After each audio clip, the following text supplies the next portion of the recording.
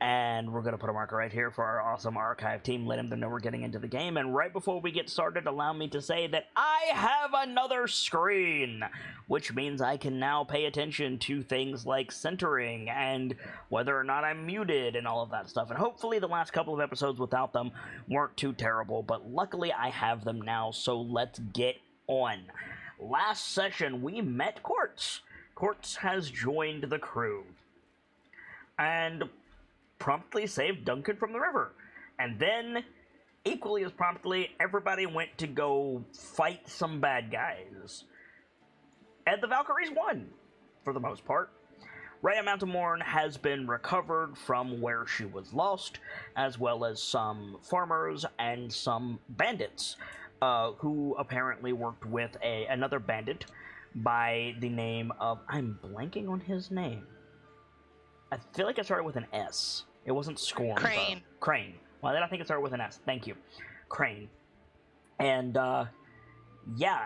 Crane led the Valkyries to where some bandits had been attacked by some strange draconic entities, or reptilian entities, excuse me.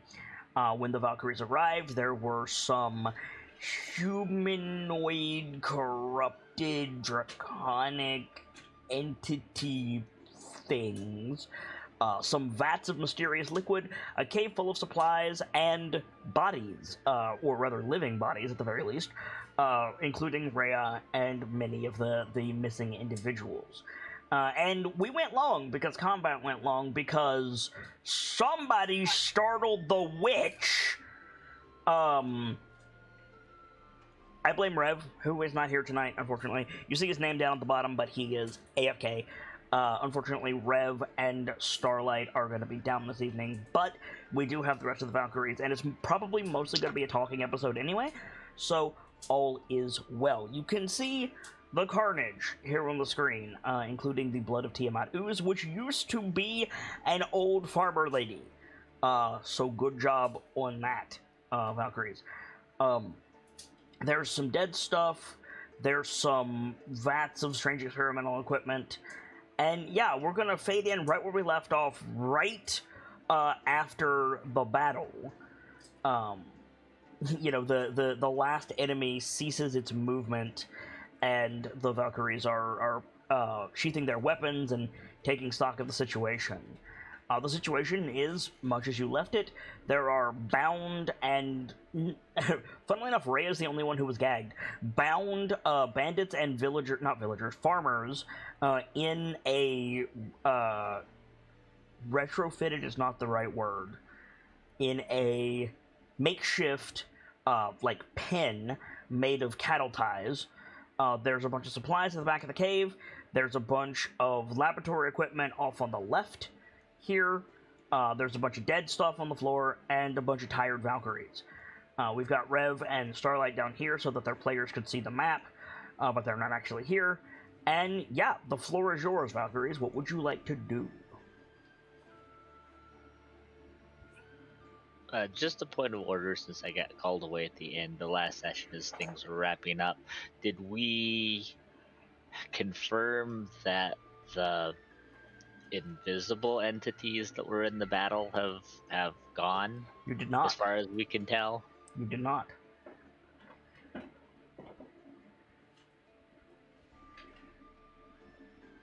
So I think that's the first thing that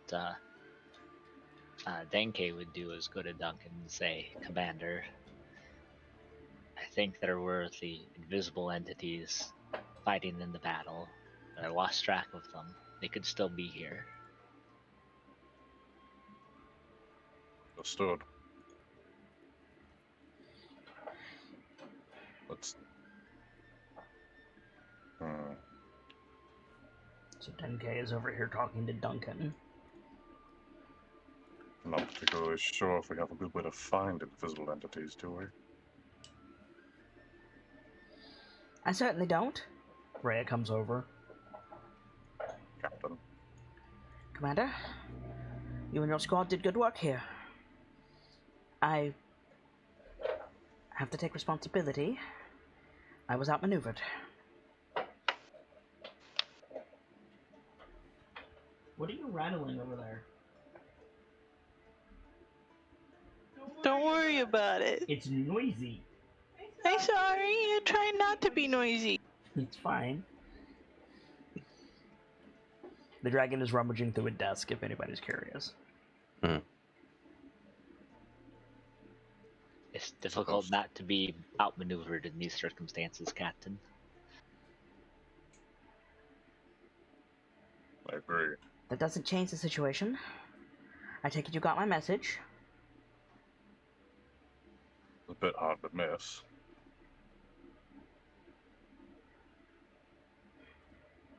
I should like it back then. I was just gonna ask who had the medallion. I believe Duncan had it last. One of you two. Yeah, I did. Okay. Yeah, I'll give that back to her. And she takes it and like pins it to her cloak and nods. Whatever these things are, aside from a certain amount of close quarters brawling, none of our training or tools, or at least none of mine, were effective. An interesting predicament. Hmm. I've never seen creatures like this, nor have I ever seen anything ooze-like quite like that. I wish my eyes had been covered. There's an old man in the pen. That was his wife. It used to be, anyway. I wish there were more I could have done to save her. You did your best, Lieutenant. And whatever entities prevented the rescue could still be here, so we must not tarry too over long here. We probably However, should not mention that we can't mount a defense to the civilians. Great. Luckily, the civilians don't seem to be their target. Rhea glances sidelong at the ooze on the ground. Lieutenant, those creatures that you fought were the original occupants of this cave.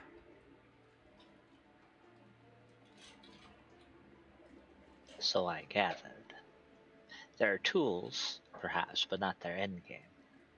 That is what I would like to ascertain from the remnants of the machinery and goods left here. Perhaps there's something we may find that is useful.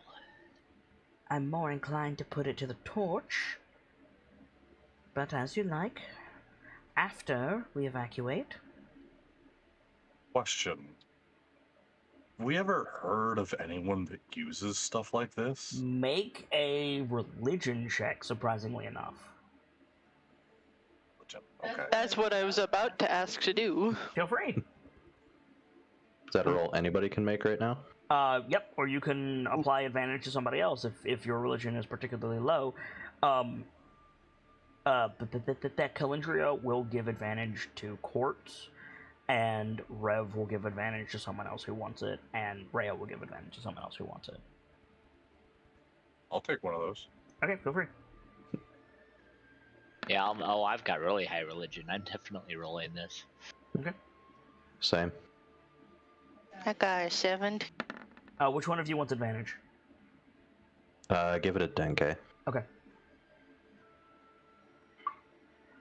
So, in order, Tordek, Yeah, huh?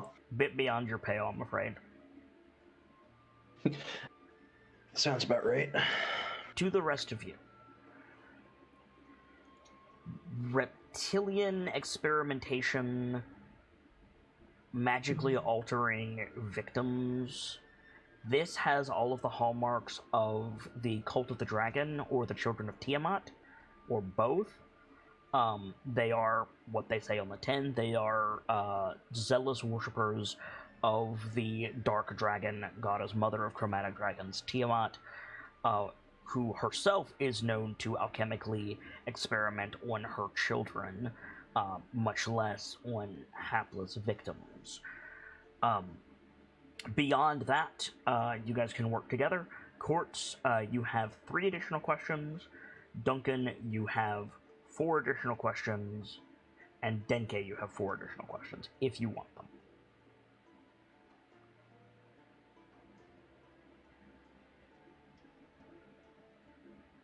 But Quartz, you're up first since you rolled the lowest. Oh, I didn't even think about that. I could have had guidance on my roll. Yep, but you didn't. Nope. You with us, Quartz? I'm trying to think. Okay, that's fine. Just anything that you think might be useful. What threads do you want to pull on regarding the Cult of the Dragon? Take your time. But try to talk through your thought process if you can. I'm sadly having a very big blank in my head. It happens a lot when somebody is first confronted with the ways that I do this, and that's fine. But once they get the hang of it, I've been told that it's on the rewarding side. You could ask who the cultists are, in terms of like what socioeconomic or cultural background they tend to come from. You could ask what experiments were done or being done here to the best of your knowledge. You could ask what the end result could be. You could ask... I have an idea. Go ahead. So... can I ask if there was any mention of them being around this area at all? You absolutely can. According to the reports that the Hell Riders writ large have received, no, there's been no mention of Cult of the Dragon activity that has been discovered in the last, let's say, 6 months. I have 2 other questions. You have 1 other question. Oh, I thought you said 3. Maybe I did. Maybe you have 2 more.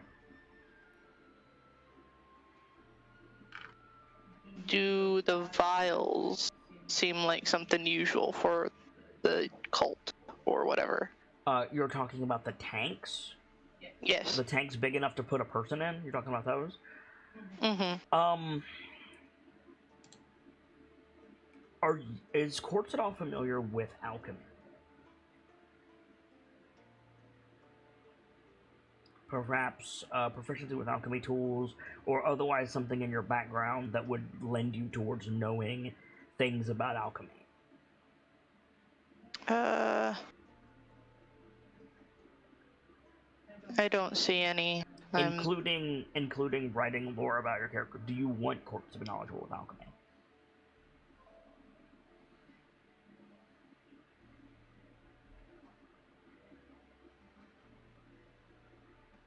Not really, no. Okay.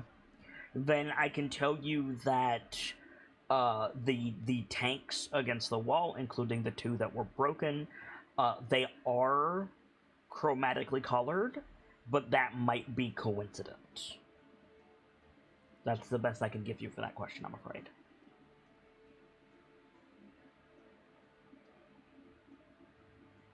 And you do have 1 more. Denke, you're on deck. I don't have another one. That's fine. You want to open that to Tordek since he didn't get any? Yeah. Cookie?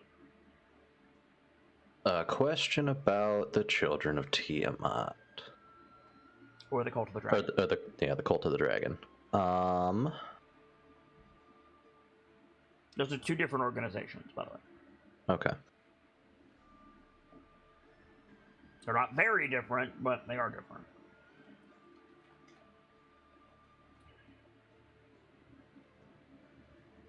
Where do the Cult of the Dragon Queen usually congregate to? So, funnily enough, the Cult of the Dragon is one of the few groups in Faerun that is pretty universally reviled. They don't congregate anywhere publicly. They're not welcome anywhere publicly. And usually even more, for want of a better word, evil locations tend to expunge Cult of the Dragon followers pretty quickly. However, as a cult, they can be found pretty much anywhere society can be found, simply by virtue of people need solace in something, and sometimes people find solace in destruction. Was there Cult of the Dragon stuff in Eltogard? Maybe? Has there been any solid reports of activity or any uprisings? No. Okay. Denke. You got 4.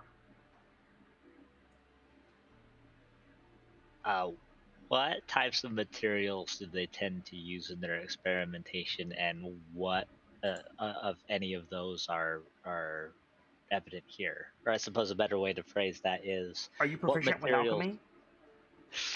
I do not believe so, unless you count cooking as a form of alchemy. I do not. Many of the techniques are similar, but the ingredients and their effects are very different. I didn't think so, but had to ask. So then, you would be going off of military reports for this question, and the answer is live subjects very often, volunteers, and if no volunteers can be had, then victims.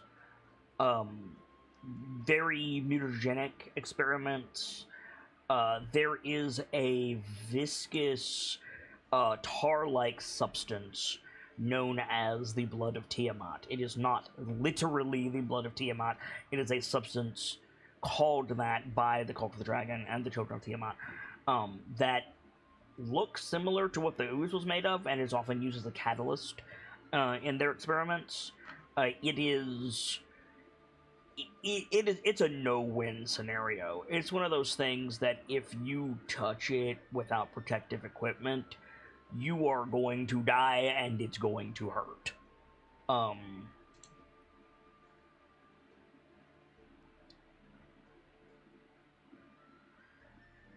Which, I think Duncan was the only one who got engulfed. Yeah. So I that's got something. grabbed once. Oh, you didn't even get engulfed. Okay, good. I It thought looks... somebody got engulfed. The Maybe mech, I'm just- The mech got engulfed. Oh, the mech did. Yeah, and It started to get Rev engulfed. burned an inspiration to avoid it. Yeah. Because Rev's player knew what this stuff was. One of the Mook enemies got absorbed into it and just was instantly gone. Yes. As far as what things are evident here, there is definitely alchemical equipment here. And the things that you fought... hello? What the? Oh, that might have been my doorbell. That was, in fact, your doorbell. Is somebody calling Cookie? Everything good, my guy? Nope, Cookie's gone. Okay. The creatures that you fought do have the hallmarks of weirdly very early Cult of the Dragon experimentation. Very slapdash, like what will kill a mortal target, which is odd because they've been around for a while. What else you got? Have the two organizations in question been known to work together, and are there any signs of that possibility here? Have they been known to work together? Yes, they ultimately want the same thing, sort of. Is there any signs of that here? There are no cultists here. There is no iconography. There is no evidence of either being here except what it is that you encounter. Like, which sounds like, oh, well, then that's evidence. Yes and no. You have not found anybody in a robe chanting.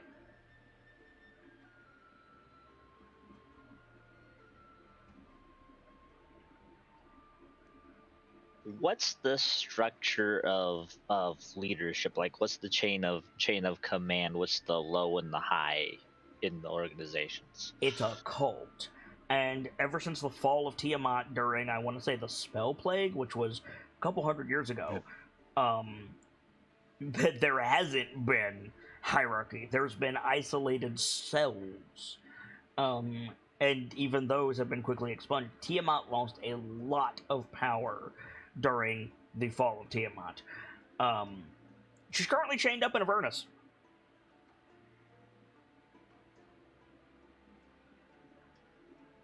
Well, that's good to know. Yeah, right?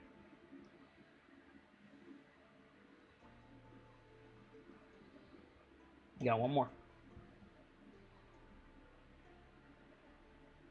Right, I'm making notes. Yep. Let's see. For my last question, gotta think this through just a little bit. Okay. What's gonna help us the most here?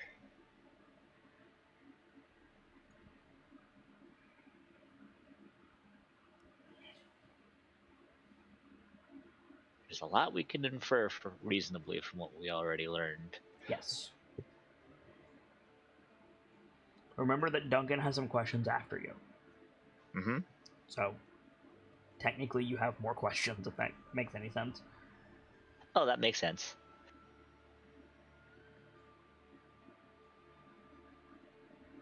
I think what Denke would want to know is, based on what we can see here, what's the likelihood that there might be more cells in the vicinity, and will they be any potential danger to Baldur's Gate, given the proximity?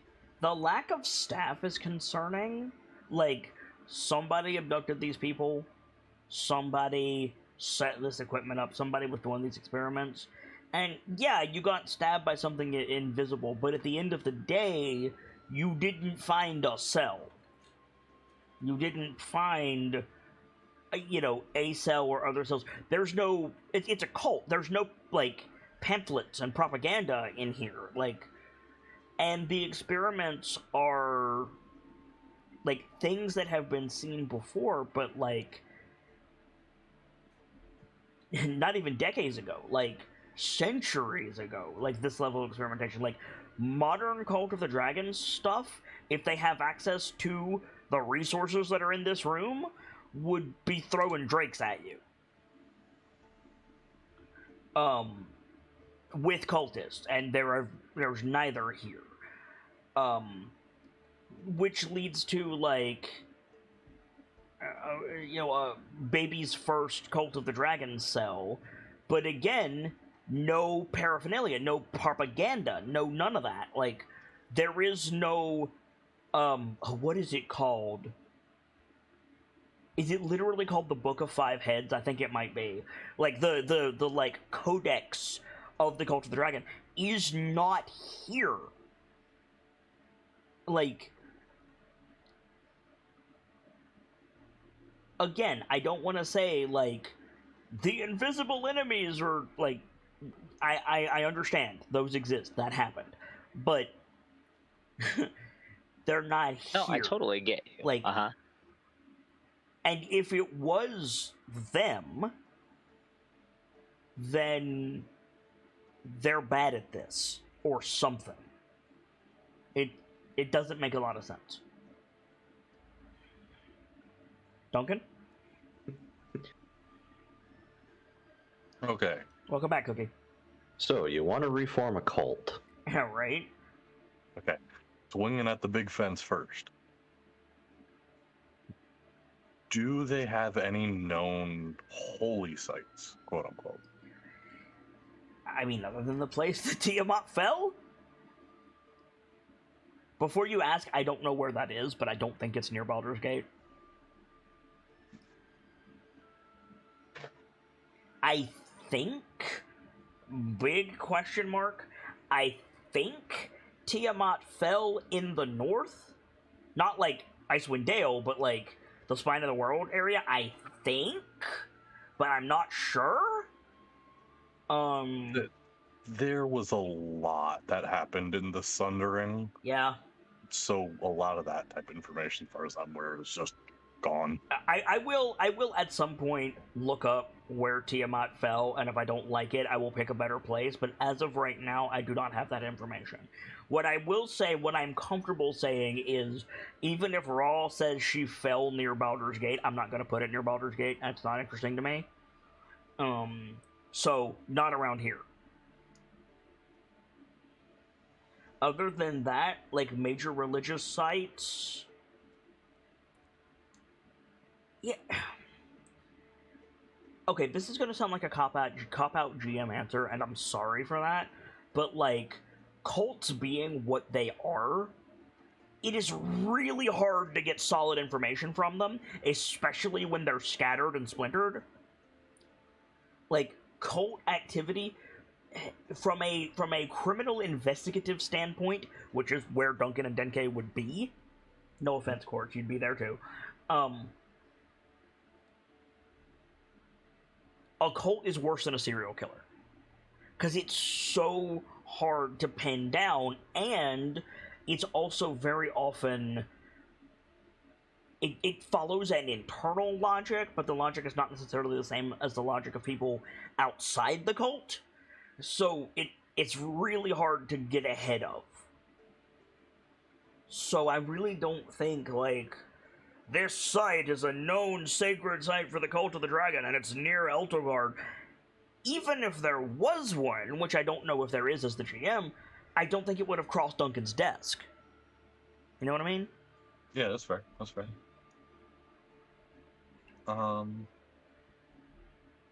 Like, I feel comfortable saying the Valkyries have never been deployed to deal with an uprising of Cult of the Dragon. Like, they're that rare.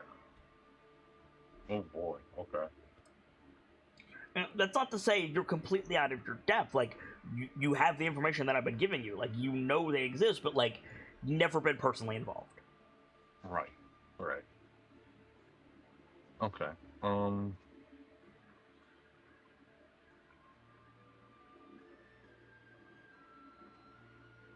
Where do I take that next? You got 3 more.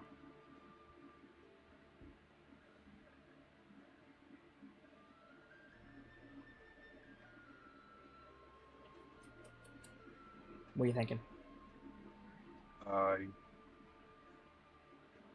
don't know if this has been asked. Can't remember. I'll tell you. But aside from the namesake, are there any, like, historically famous members? Denke sort of asked that, but he asked current power structure. There are some historically famous members. Most of them are big-ass true dragons. Icing Death is one. Icing Death is known as a head of Tiamat. There's a big red dragon whose name I cannot remember. I've seen it come up in my historical reading a couple of times. He's dead. I'm 99% sure he's dead. I think he died. Huh? Is it Ember? No, it has like a draconic name. Oh. It's like 4 syllable, starts with a V, I think.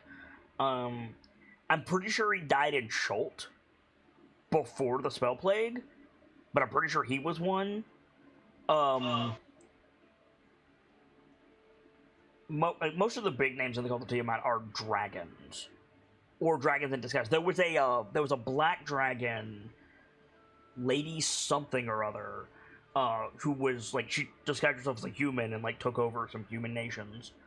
Like she was a big queen, a big human queen for a while, and then like because she was a tyrant and all tyrants inevitably fall, it was revealed that she was a black dragon, and it was a big thing. There was a module about it in like 3rd edition, I think. But yeah, it's mostly dragons. Most of whom are dead, either prior to or during the fall of Tiamat. Okay. Specifically chromatic, honey. Yes, specifically chromatics. Though I know of a silver. I cannot believe these words are about to come out of my mouth. It reeks of Gygax. There is a silver dragon vampire following Bane, I want to say, from like 2nd edition. That was also a follower of Tiamat, I think.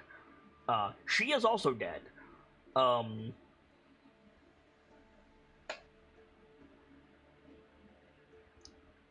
The spell plague. Let me be absolutely clear on something. The spell plague absolutely fucked Dragonkind. Most of the big dragon names are dead. That's why you get a lot of adult and younger dragons in 5th edition, and not a lot of worms, because they're just dead. They're all dead. Right.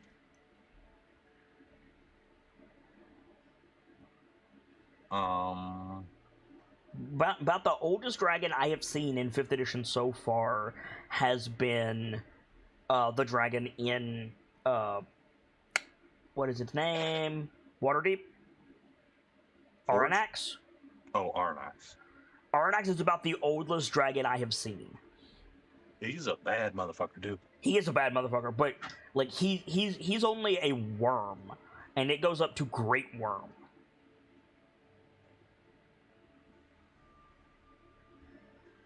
I mean, okay, that's not true. Technically, Tiamat is an Avernus, and so by definition, Tiamat is the strong. But you know what the fuck I mean. Right. Like, even like Clarion. Like, Clarion is only a young adult dragon. He's already one bad bastard on the battlefield. Yeah, he is. I did not modify Clarion's stats at all. That's terrifying. Yeah, right? That's fantastic.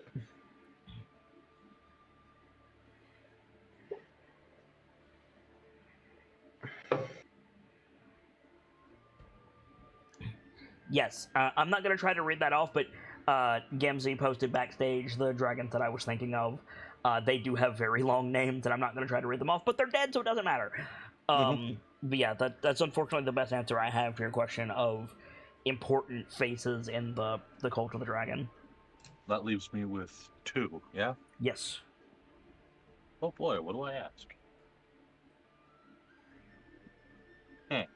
You could ask things that are still in this room. You could ask about the invisible assailants. You could ask... one of the things that, like, I would suggest asking, and something that I would absolutely ask if I was in your shoes, is... through the lens of Cult of the Dragon, what the fuck threw me in the river? You know what? Yeah, I will ask that, actually. What the fuck? So... Guy Gamzelis, the player, knows what that was. Mm-hmm. But if you only watch Hell to Pay, or this is your first episode, or not first episode, your first DA show, or whatever, First of all, hi, thank you. Yeah, yes, thank you. Nice to have you. I hope you're enjoying. We love you. We love you. You're beautiful. Continue. Yes. You're not going to get a satisfying answer to that, but it is absolutely something that Duncan should ask. Right. I shouldn't have said the continue like that. That's my bad. That came off weirdly aggressive. No, you were saying continue to me. It's all good. I meant continue being beautiful. I thought you were like, yes, we love you. You're beautiful. Yes. Now you, GM, continue. Wait, that's what I took that as, and it was brilliant, and I loved it. You should have fucking claimed it.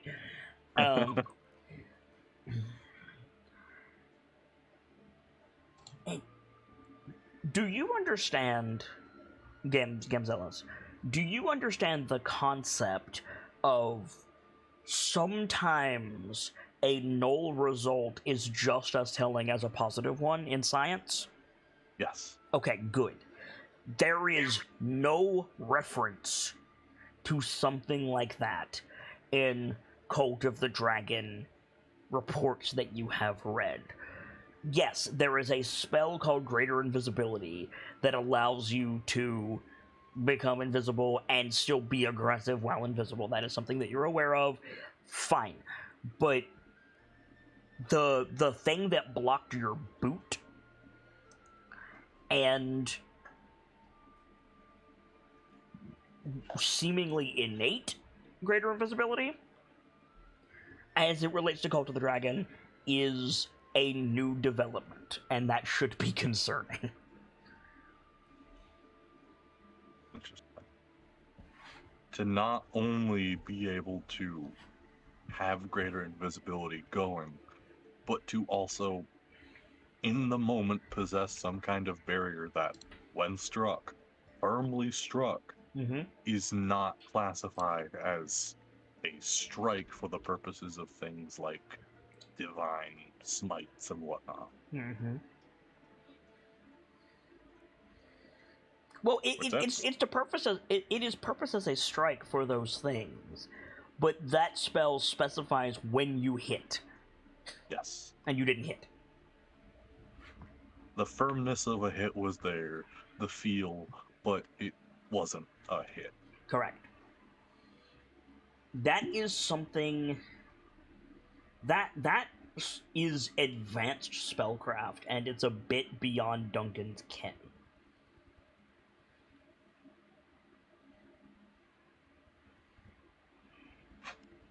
A spell like that would change the face of warfare. Flatly. Yeah, I guess it would, wouldn't it? Mm-hmm.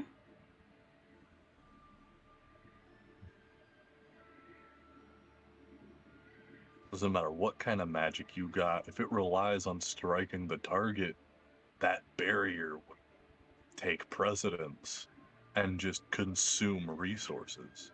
Yep. Like, That's fucking spooky. like bluntly, from a military aspect, people glorify like having a weapon to surpass Metal Gear, and yeah, that's scary and a thing, but impenetrable armor, meaning you only have to train one crop of soldiers, like, that is so much better for warfare.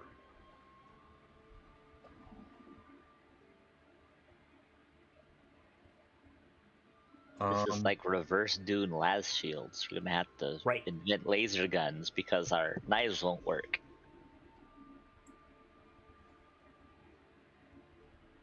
That's a good comparison. I'm gonna pretend I know what any of that meant. So in Dune, they have technology that perfectly reflects energy projectiles. That's why they use ballistics and melee weapons, even though it's a space opera. Oh. Yep. Okay. You got one more. One more.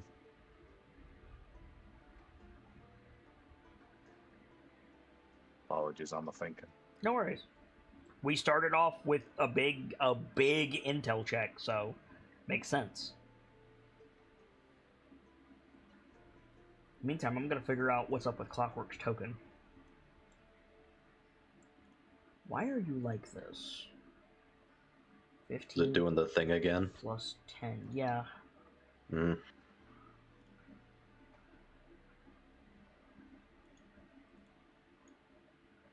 Because his hit points aren't in at all, apparently. What? My guy? What should you be at? Was it 15 plus 10, so I think that's 25. Did he have 10 hit points for any reason? I don't think he did. I don't think so. Okay, well, I fixed it, so. Hooray. There's 2 on the board. I know. I brought a second one out to see if it was a bug in that token or if it was a bug on the sheet. And it was apparently a bug on the sheet. Oof. I blame the ooze. I also blame the ooze. How dare? Duncan? Okay. What are some? So every big cult, every big organization, Mhm. always has, so to say, relics, either created from Yes. within their own walls or created by beings of strength for their cause. Okay. What are some famous relics of these cults? Orbs of Dragon Command. That was their, like, thing. Orbs of Dragon Command exist in Faerun because of the Cult of the Dragon. Dicks. Yeah, it kind of became an arms race. That's why there are orbs of both chromatic and metallic control.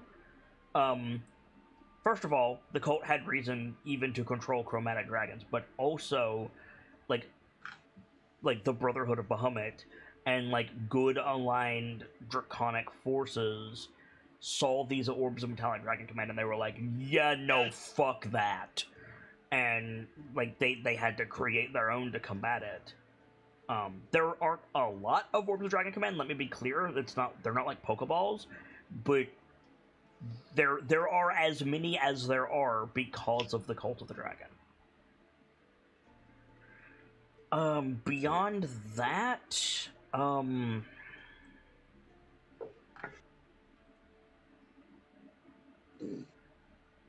potions of dragon breath are the result of the Cult of the Dragon.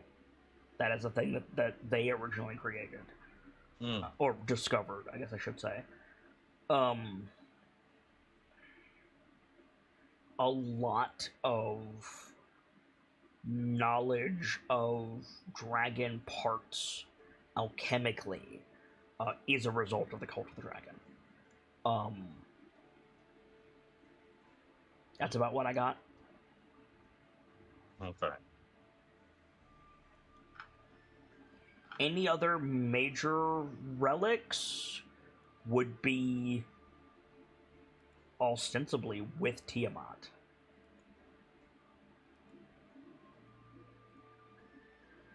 Let's see.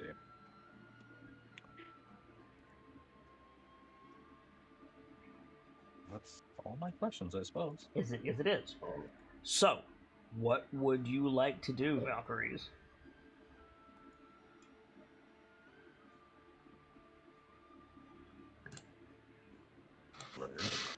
I'm more inclined to rip this place down from the rafters. Agreed. Yes, it's best we don't let whatever remains get to the hands of anyone else who would put it to such ill use. There are useful supplies, like gestures at the back of the cave. But the alchemic equipment, I say put it to the torch. And she like walks over and like uses her sword to pry off some of the cattle ties and starts like getting the people like towards the mouth of the cave. Mm-hmm. Tordek, we haven't heard from you for a bit. What have you been up to? Honestly, Tordek would have either started doing or be helping Rhea getting people out of the cave. Okay, that's fine. And then checking on them to see, if any injuries or...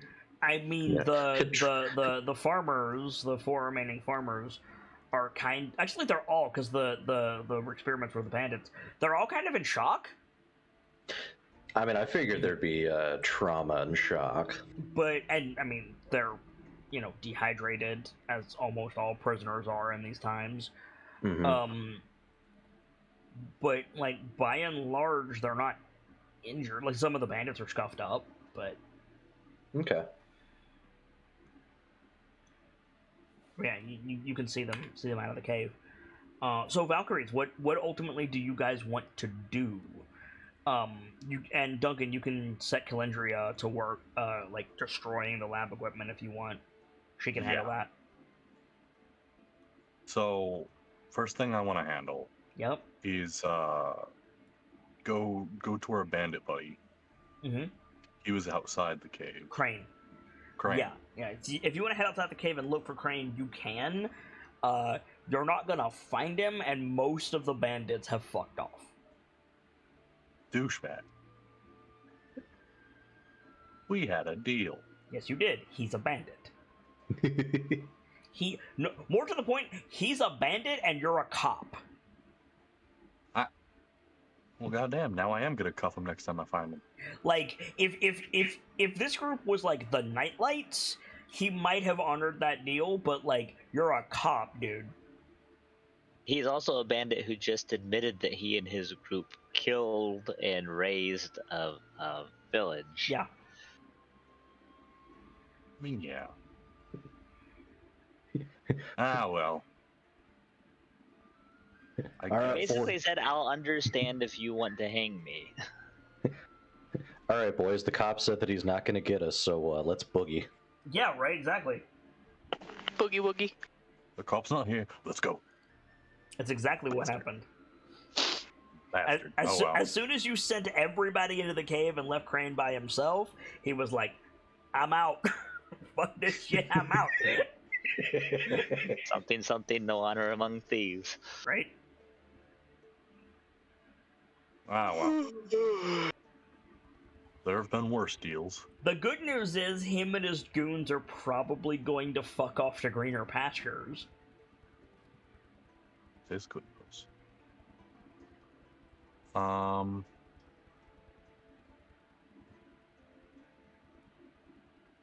But yeah, if you guys don't want to do anything on this map, I can take us back over to the other screen and you guys can just talk. Whatever you Like, guys. the only obvious thing would be to try to find useful supplies. There are Right. lots of useful supplies. Make an investigation check. I'll give you guidance. We'll go help that. Alright. You have advantage.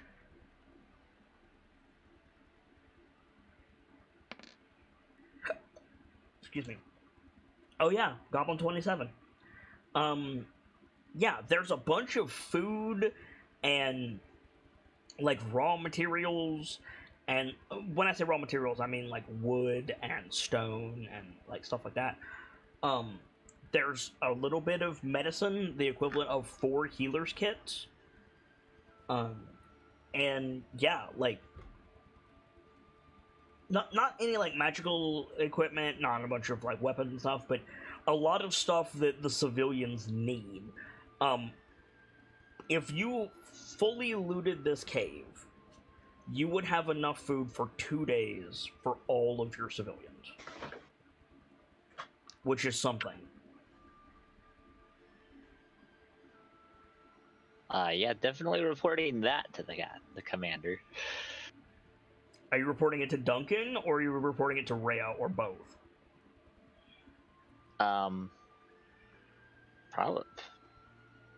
Probably report it to Duncan first. Okay.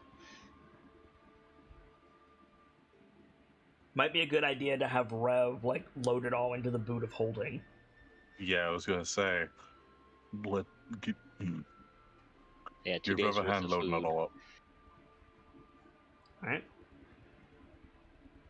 Like, I'm completely fine with you guys just like crossfading until you're done in the cave and there's a bunch of like, you know, thick chemical smoke billowing out of it. Like, if there's nothing you guys want to do, I'm willing to say you guys got the loot, burned the lab, and bugged out.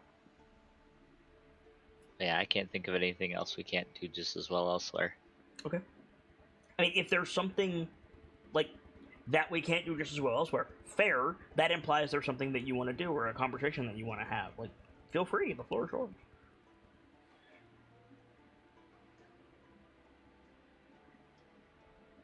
No, I mean, I just can't think of anything that wouldn't be safer to do elsewhere. Mm.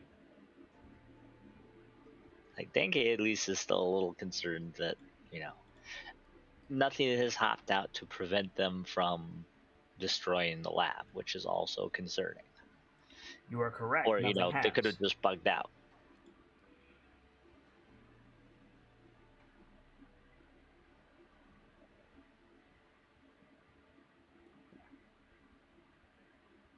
You are not accosted while you are destroying the lab. That is true.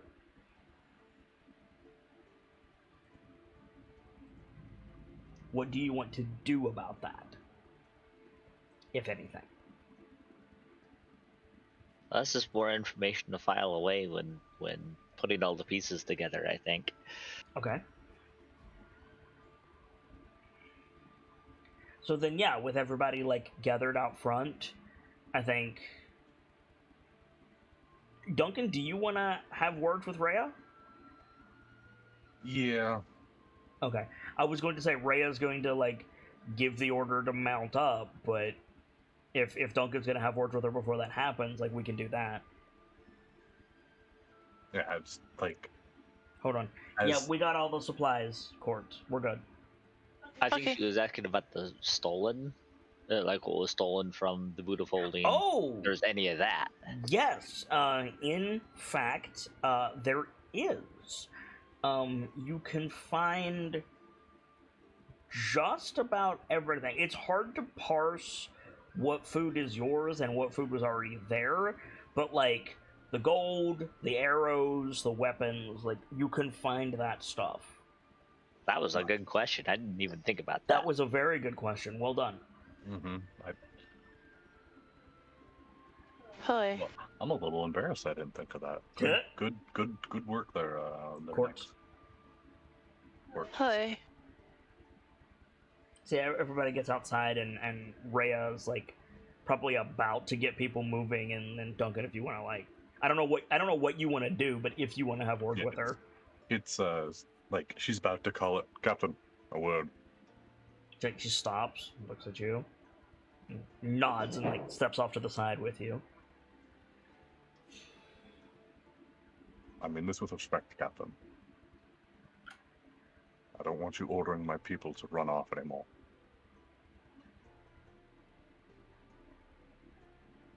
We're a bit You late must- into this journey for you to be worrying about your people. They're I all understand. our people. I understand. Circumstances as they are, about time I start looking at things pragmatically more than looking at them as though what I have known of the organization comes first. Aside from us, as far as we are aware, Hell Riders is a dead organization.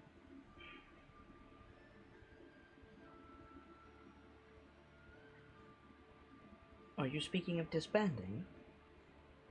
Not at all. I'm simply saying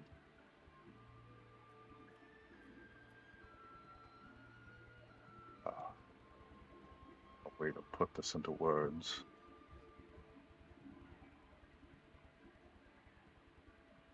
You want to be the High Rider?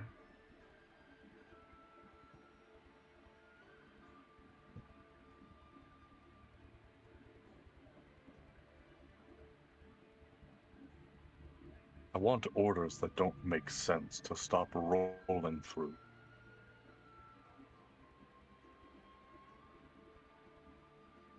I've let it go on because you are my superior, Be but in an clear. organization, Do you want to lead, or do you want a voice?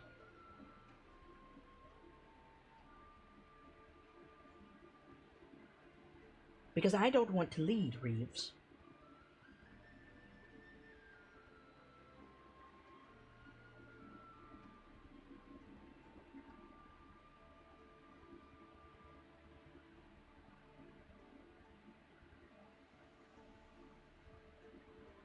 sorry, I'm having difficulty with words. It's fine. I have that a lot with Duncan. I'm sorry about that. The second anyone qualified is willing to speak up and take charge, I would be more than happy to bow my head and step into line. But as it stands right now, when I first met you, I said, "Are you in charge?" And you said, "No, ma'am, you outrank me." I've been doing my damnedest. You have. If you want the mantle, take it.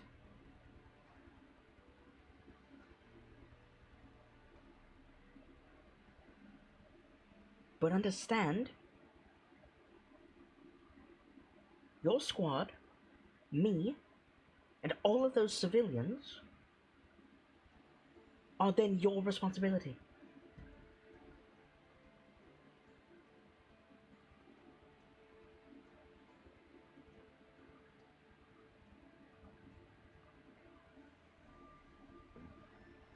With respect, your voice and your opinions have value, and I'll take them at all opportunities.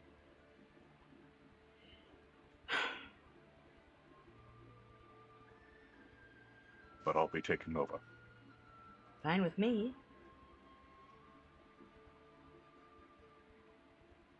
It doesn't make sense for a captain to take orders from a commander in the eyes of the people. So, do you call me Lieutenant, or do I call you Colonel?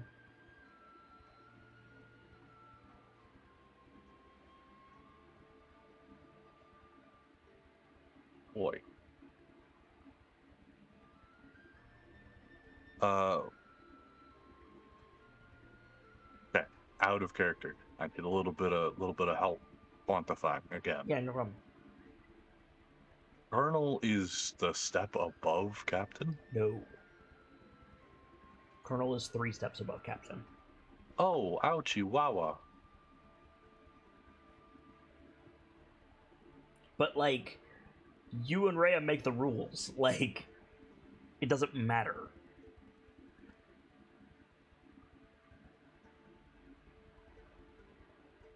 In such a way, been thinking.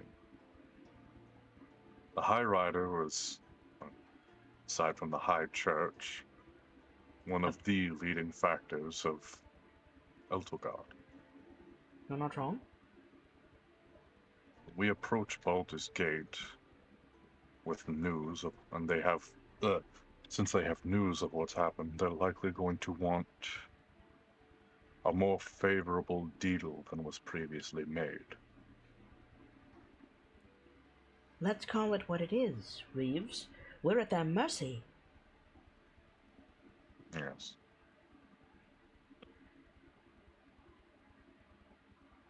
Bluntly, it may be better to simply call things as they simply look, as you've said. The High Rider, and I don't know what station is below that. Well, the High Rider, how do I explain this?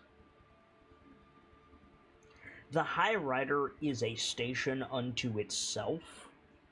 It's Captain Rhea Mantelmore. It is not High Rider John Smith. It's Admiral John Smith, the High Rider.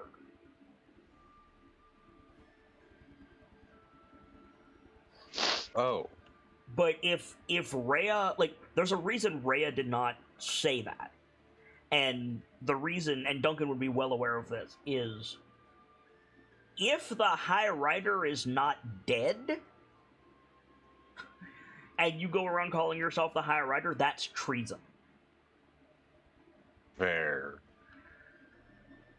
Like, if you and Rhea and the Valkyries are going to set in stone Duncan Reeves is the High Rider, that is saying to everyone. That is saying to Baldur's Gate, that is saying to the civilians that are with you, and that is saying to Valkyrie Squad, the High Rider is definitively dead.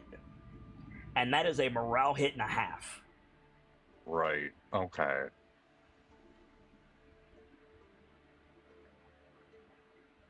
But, if you guys fuck around with your ranks, that doesn't really mean anything, because either you're going to solidify it and become the new generation of Hell Riders, or the High Riders and the Council are going to come back, and they're going to be like, good job, let's make those ranks official. Right now, it doesn't mean anything. Right now, there is 8 of you, right? I see. I was looking too into it. Yeah. And it's not gonna mean anything to Baldur's Gate either, Yep. because Rank effects, no chain of command, Yeah. and pay. There is no official pay right now. And the chain of command is Duncan. Rhea is listening to Duncan. Everything else is window dressing, which is important when you've got hungry, starving civilians or diplomatic things that you gotta deal with. But, like, if you roll in and you're like, I'm Admiral Duncan Reeves, the High Rider, Brick is gonna tell you to fuck off to your face. But if you come in and you're like, I'm Lieutenant Colonel Duncan Reeves, acting as the High Rider, then Brick is gonna more likely to be like, okay, I see you're taking this seriously, let's talk. See what I'm saying? Right. So what Ray is suggesting is a purely quote-unquote cosmetic. Correct. Rhea is Alteration. asking, do you want her to refer to herself as a lower rank, or do you want to be considered a higher rank?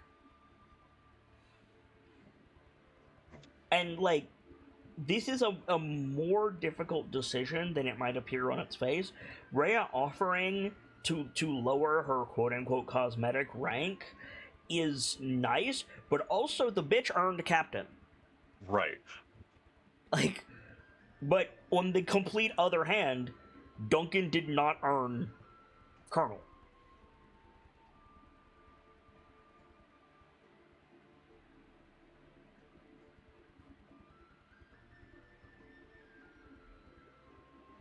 What Rhea is saying without saying it is what is best for the people.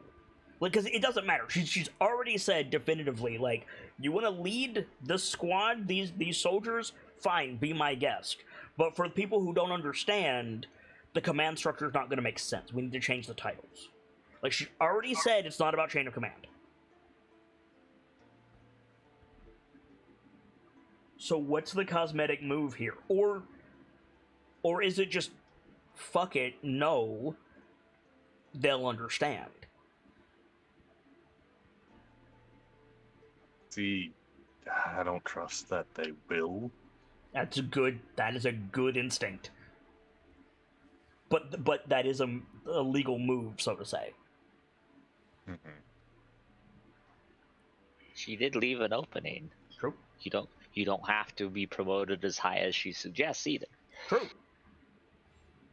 Drew, what's the step above? Just one. Above Rhea? Yeah. Major.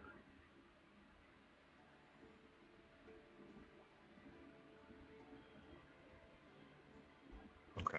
That, even if purely cosmetic, that's a little easier to take. Okay. So I think it's respectfully, you've taken a hard enough hit to your pride today. I won't ask you to be called a lower rank than what you've rightfully earned. But Colonel might be a step too high. Follow? She nods. I For the do, time. but I also know that not everyone is familiar with the inner workings of the Riders. And when it comes to diplomacy, like in Baldur's Gate, having an immediately understandable officer might benefit us in the future.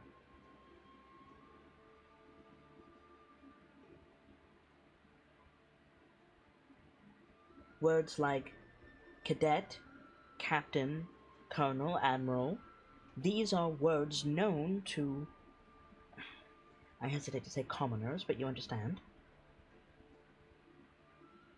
Those we are trained to protect, Precisely. not be admired by.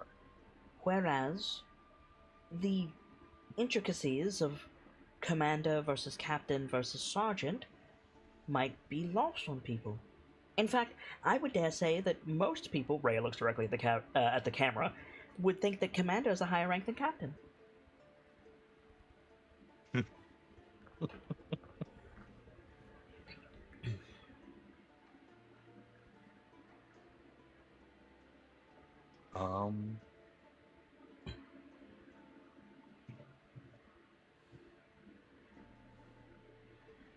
going to suggest taking a smaller step, but you make a fair point.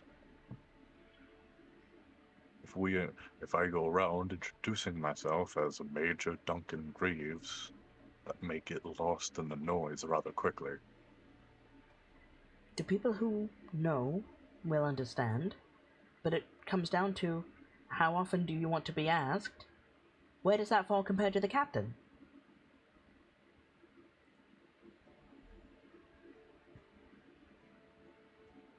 To say nothing of major headache, major pain in the arse, major inconvenience. She smirks. I follow. I do.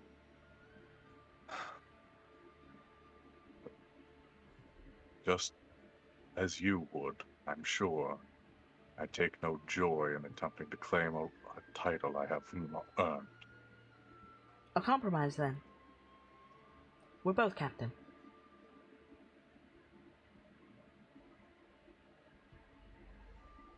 People have already been calling me captain, so I suppose it'll be very little change. That just means we get to argue. Ultimately. Oh, goody. Just what I've always wanted. When we get to Baldur's Gate, and we get these people a modicum of safety, I'll treat you to a drink at the Officers Club, Know what? I will take you on that. Do you drink, Tiefling? She smirks again. I may have a personal seat in the hills for it. I would say no drinking on duty, but now we're the same rank. And with that, she, turns and, touches her pendant, and the horse appears. Summons his horse.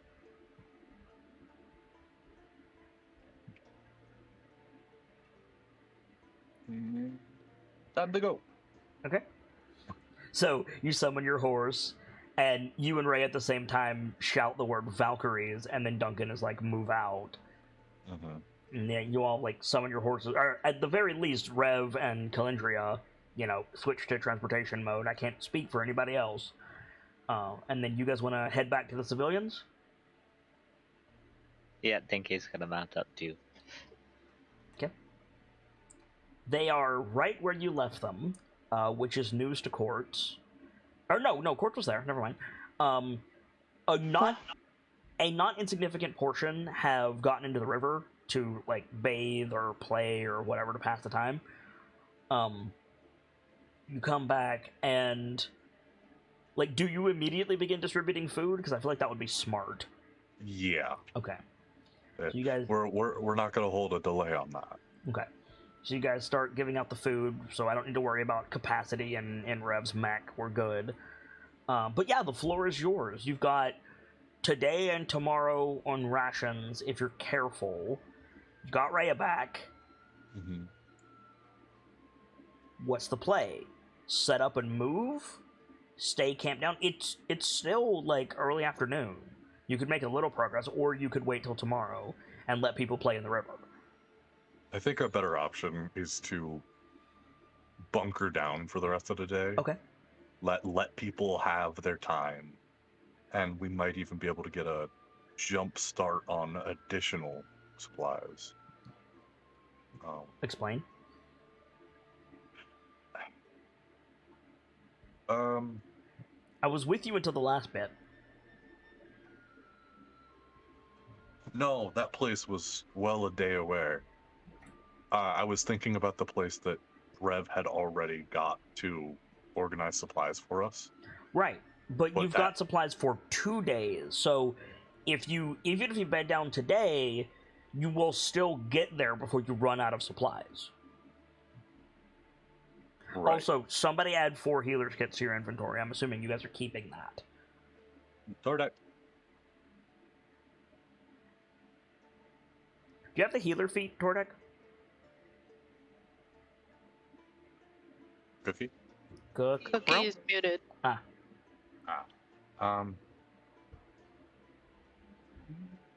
I think you gave it to him for being a medic, like you did with Dr. Lorelei, Dr. but I'm Lorelei not was sure. trained by it. No, see, Dr. Lorelei specifically has the healer, um, excuse me, homebrew background. I see. Yeah. I don't know if Tordek has that. I went to check and I don't have the perms. Sorry. It's no big deal. So in the meantime, if you're going to give the order to bed down, then we can cut over to the camp screen. Unless you guys want to have any scenes, just like on the edge of this farmland, between the farmland and the river, just chilling. Yeah, I think it would be a good time to get everybody together while things are kind of secure. Does everybody to- include Rhea? Personally, I think so because we're a bit overdue on a proper introduction for our new friend. And I was about to say, does everyone include Quartz? Yeah, I think it includes. Yeah, I think it includes both of them because I Okay. think it's time to start putting all the pieces together and planning on the next move. So maybe you guys are. Go ahead. I was gonna say Quartz was never told what happened. Yeah, I I'll turn told her- I told Quartz that they'd get an explanation once we met up with the rest of the group. So maybe we get the scene while you guys are handing out boxes of food. Not like you're giving a meal to everyone, and then you're giving like supplies to people like that Calendria has designated to carry them. Maybe we get that scene of all the Valkyries like unloading the mech and talking amongst themselves as they do so. I think that's completely fine and cool. So yeah, the floor is yours, 10K.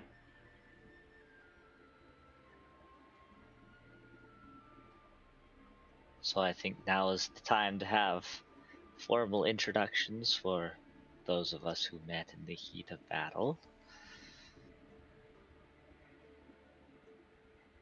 And I think he motions to Quartz.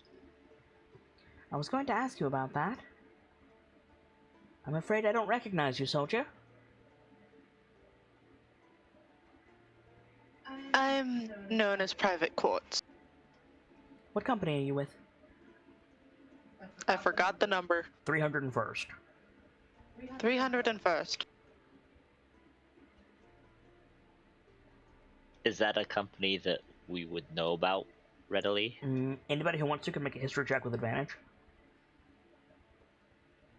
I most certainly I will. don't remember if I've done it or not, so I'm gonna do it. That's fine.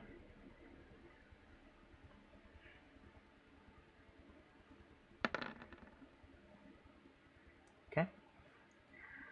Yeah, you've both heard of them.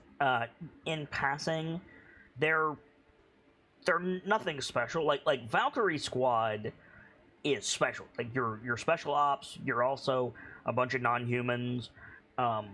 You've also got a really good service record. Like the 301st is not exemplary necessarily, but they're not bad either.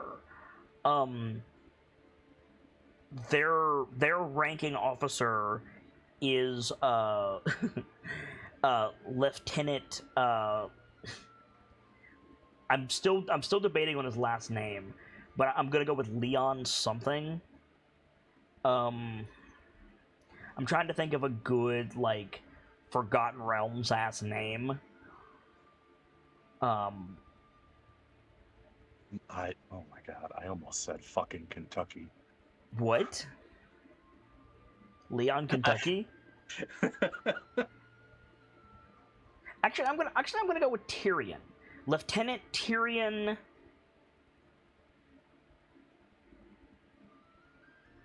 Is there any reason I shouldn't go with Dawnbringer?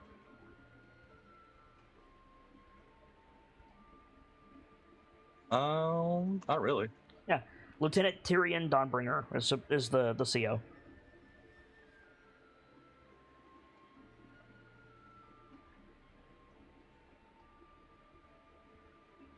Who is conspicuously not here. You said the 301st is gone MIA. Fell in battle. KIA. My apologies. KIA. I was on my way to report, and then I found you. No one to report to, I'm afraid. The city is gone. I've been waiting for an explanation to that. Right. If anyone here Very has an confused. explanation, I'd like to hear it. Sorry, go Right. ahead. I promised you an explanation when we gathered with the others, didn't I? Yes.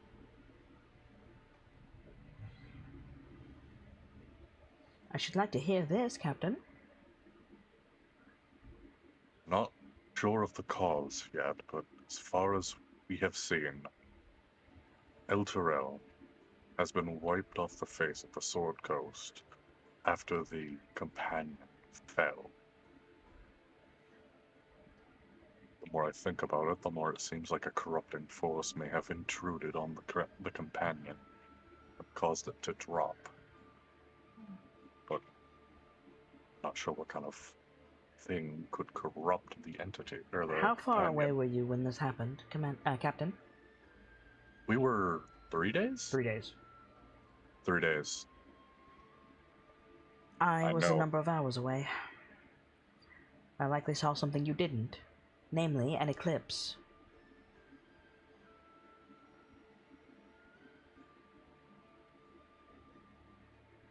We did Strange. observe the eclipse as we were riding. It's hard to tell from that distance what was eclipsing it, or what it was eclipsing. Could you see from your vantage point, Captain? To a degree. I'm no astrologer, but an eclipse needs to cover something. The companion is in the sky, yes, but more in the sky like a bird than in the sky like a moon. There was nothing there. It simply, well, turned black.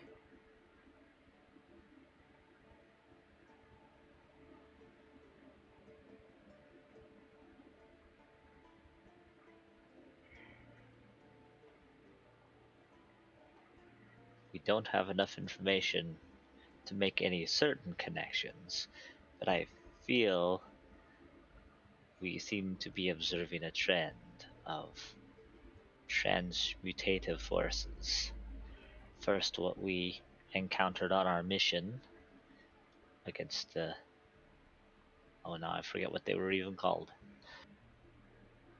Was it just devils? In the crypt? Yes, Yeah, devils. Demons. demons. First the demons in the crypt, and what we just encountered in the cave, and an apparent transformation of some sort of the companion. The companion is a divine artifact.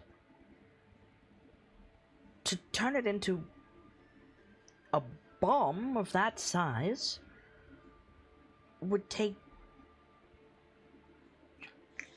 the likes of Kelvin Blackstaff. You say a bomb, but we've yet to discover any sign of explosion. There was a giant smoking crater, my dude.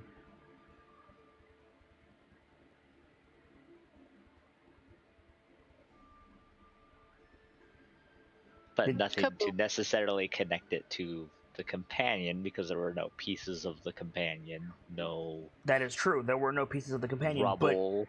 but there was a giant sphere of fire that went up around Elturel, and then the crater was left behind. Like, what is that if not a bomb? Granted, an incendiary bomb, but what is that if not a bomb?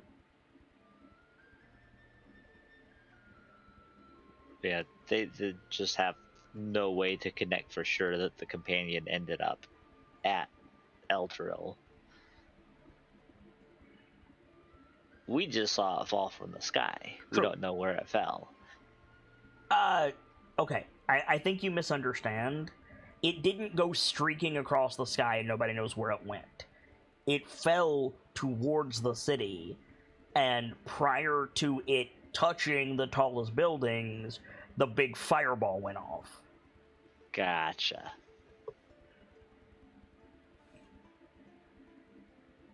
I apologize. I was not aware there was a miscommunication there.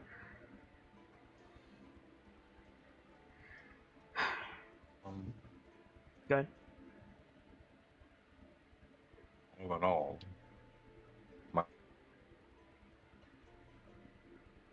myself and Rhea are the two highest ranking members of the Hell Riders. If there is anyone to report to, it's us. Calendria goes, "It's Rhea now, is it?" It's that really quick look. Captain, Rhea. Rhea's smirking behind one of her gauntlets. Calendria goes, "I'm happy for you, Duncan. When's the wedding?"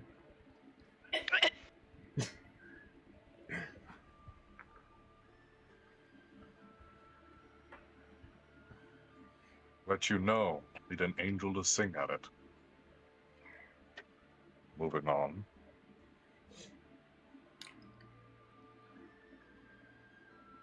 That didn't hit the way I wanted it. Oh well.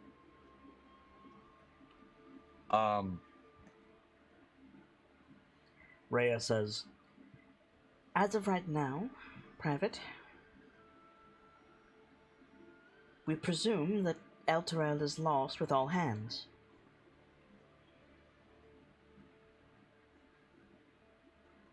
Alright. I don't know if... Well, I don't know. For all I know, it could have been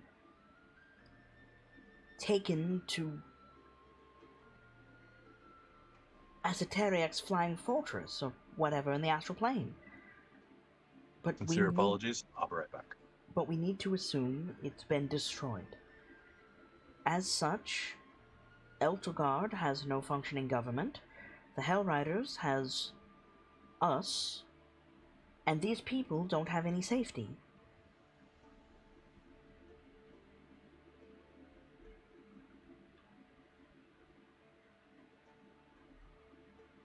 Ergo, we are left to fall upon the mercy of the nearest established region capable of sheltering the civilians, which is Baldur's Gate. Luckily, they're allied with us. Good. No, I was just having Court say ah.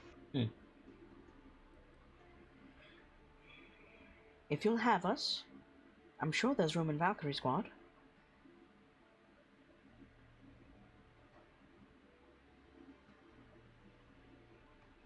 More so if you'll have me. I have nothing left for me other than continuing what I've always been doing. That story is the same as everyone here. Unless, of course, one of you has property outside Elturel that I didn't know about.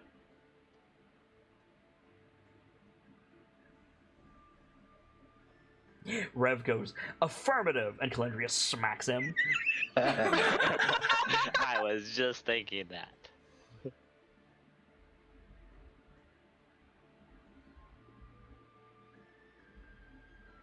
Calendria goes, "I've seen your bank statements, Rev. No, you don't."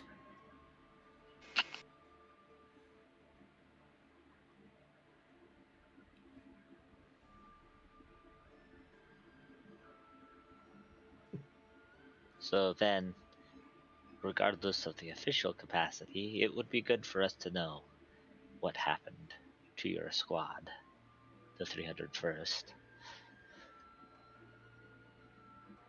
Well, quite simply, we were fighting Fiend. The squad was rather distracted. All I did was try to make the fight easier, just as I did in the cave. I have a tendency to try to pin enemies so it's easier to take down the numbers. And, well, it didn't work out. They were so distracted they fell in battle. And I managed to survive. Are the fiends at large?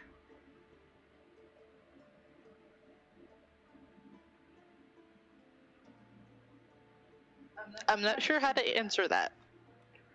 Are the enemies still alive?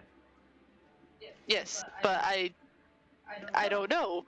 We hadn't discussed that part, honey. Yeah, right, exactly. So, like, maybe Court should be like, I don't know where they are, but they're still out there. They may be still at large. One more thing to be aware of, alright? Where did this confrontation take place exactly? How long ago? And how many did you fight? Couple of days. Couple of days To the south. to the south. So not along our direct route, that's good.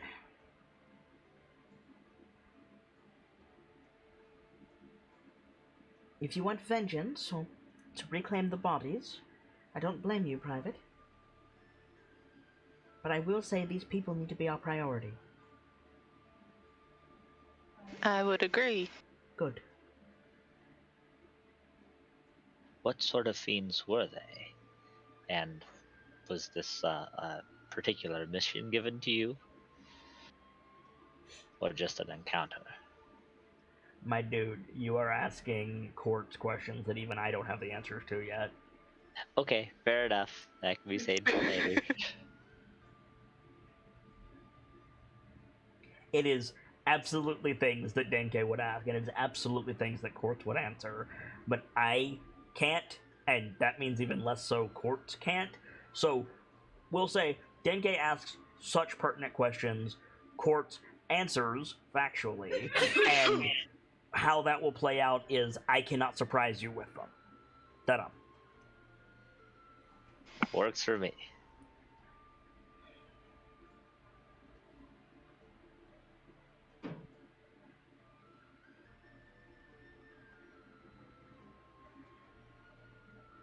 Calendria, after a moment, says,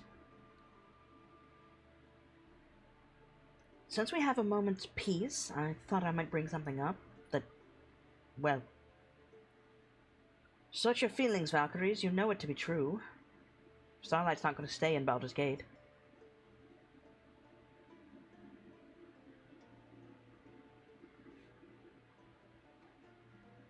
Did you really expect any of us to think that she would? I heard what Duncan ordered.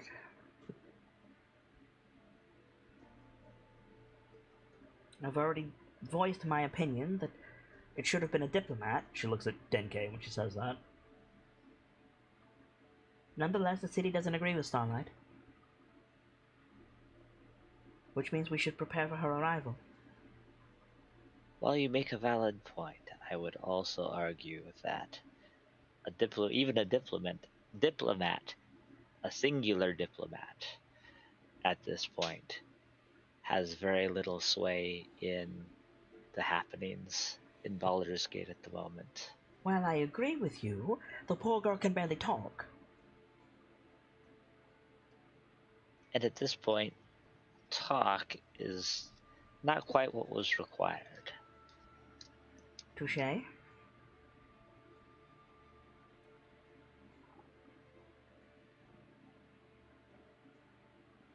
Rhea says, do you think she'll be coming back alone?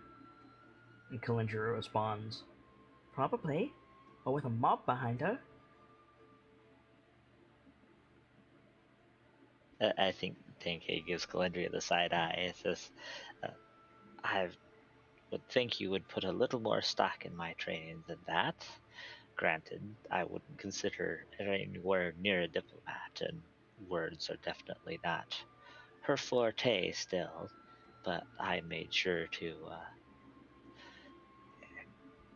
equip her for such situations best I could, given the situations that would come up.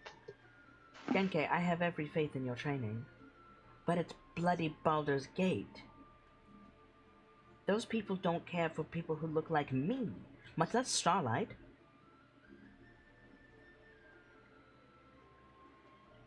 In this case, she didn't need to worry about the people, just getting to the right person. Right? That's the other problem. The Flaming Fist, for all of their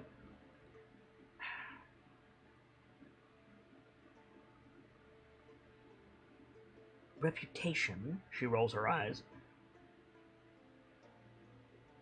they're as bad as they come. They're just governmentally ordained thugs.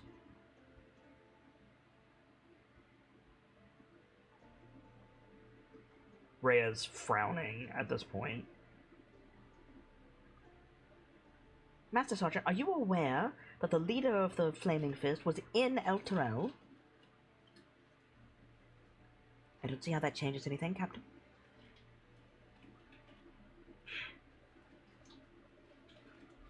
Older Raven Guard was a good man, a skilled diplomat, and an ally of a... He's not going to sleep with you, Captain. He's dead. Rhea scowls. That'll be quite enough, Master Sergeant. Calendria looks at Duncan.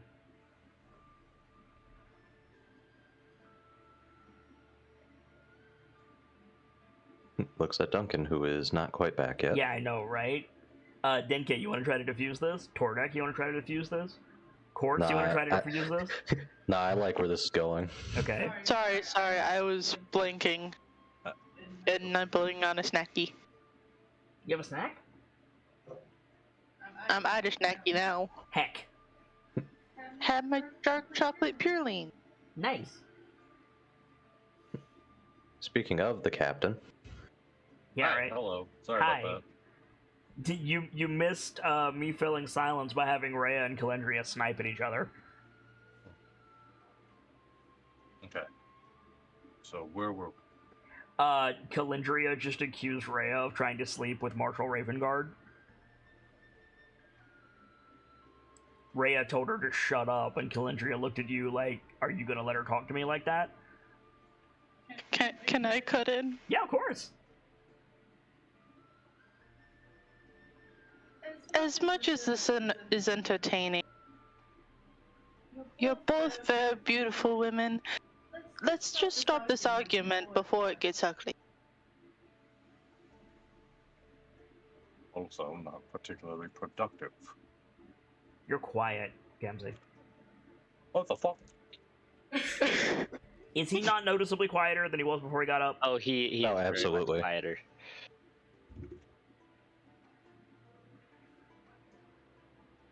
Check. Hi. Perfect. You were saying? It's also not particularly productive.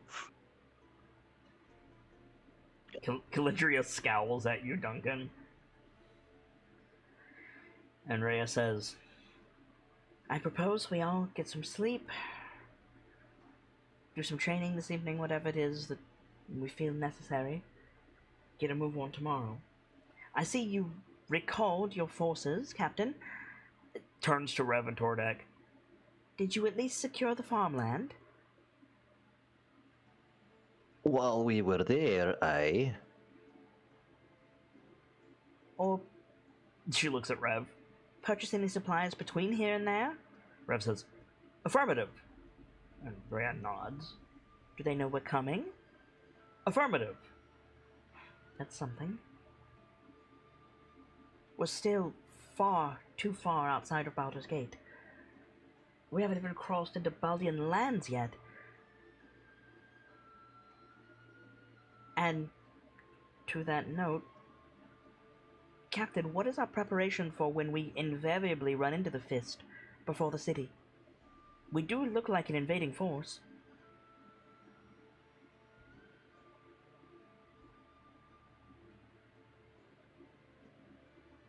An invading force, not one that I've seen. At a distance. What I'm saying is it's going to draw the ire of the fist.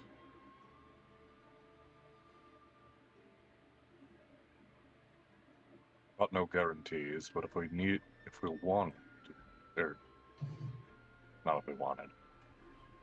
It's got no guarantees, but there could be merit in the idea of creating white banners when we get closer. With what?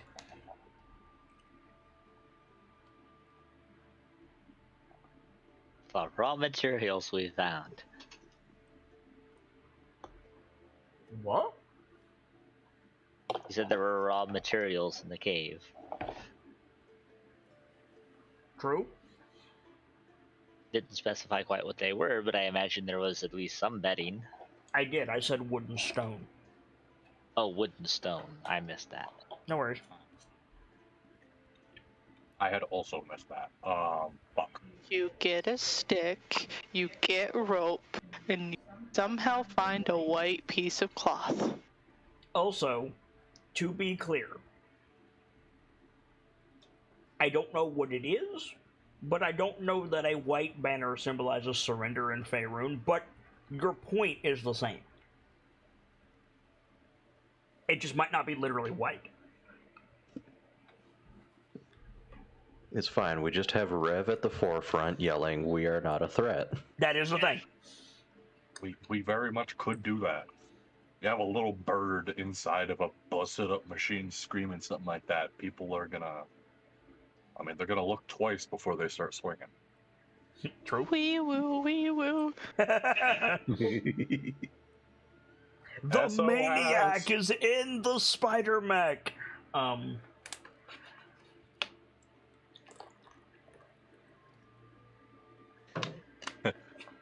So, Save our civilians. do we want to cut? Save- Sorry. Do we want to cut to camp?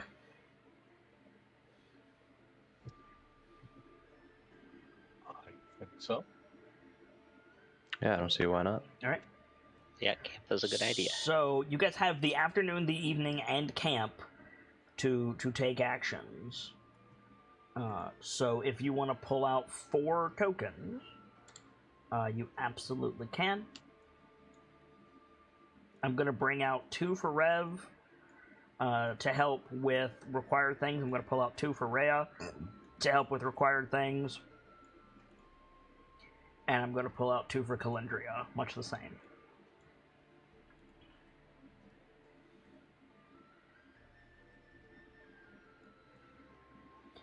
So, Calendria is going to be managing the inventory, because of course she is. And probably helping with watch. Rev is going to be taking watch. Rhea is going to be helping make camp.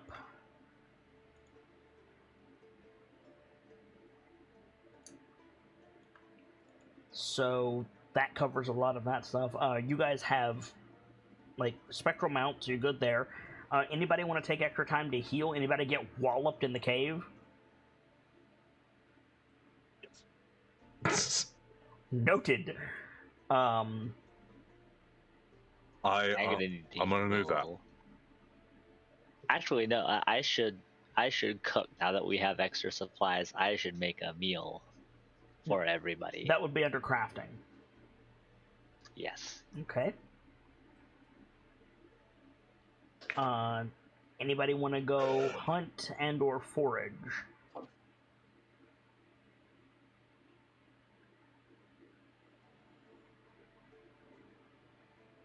Tordek, I assume you're going to want to take a restore action here to help the others. Yeah. Okay.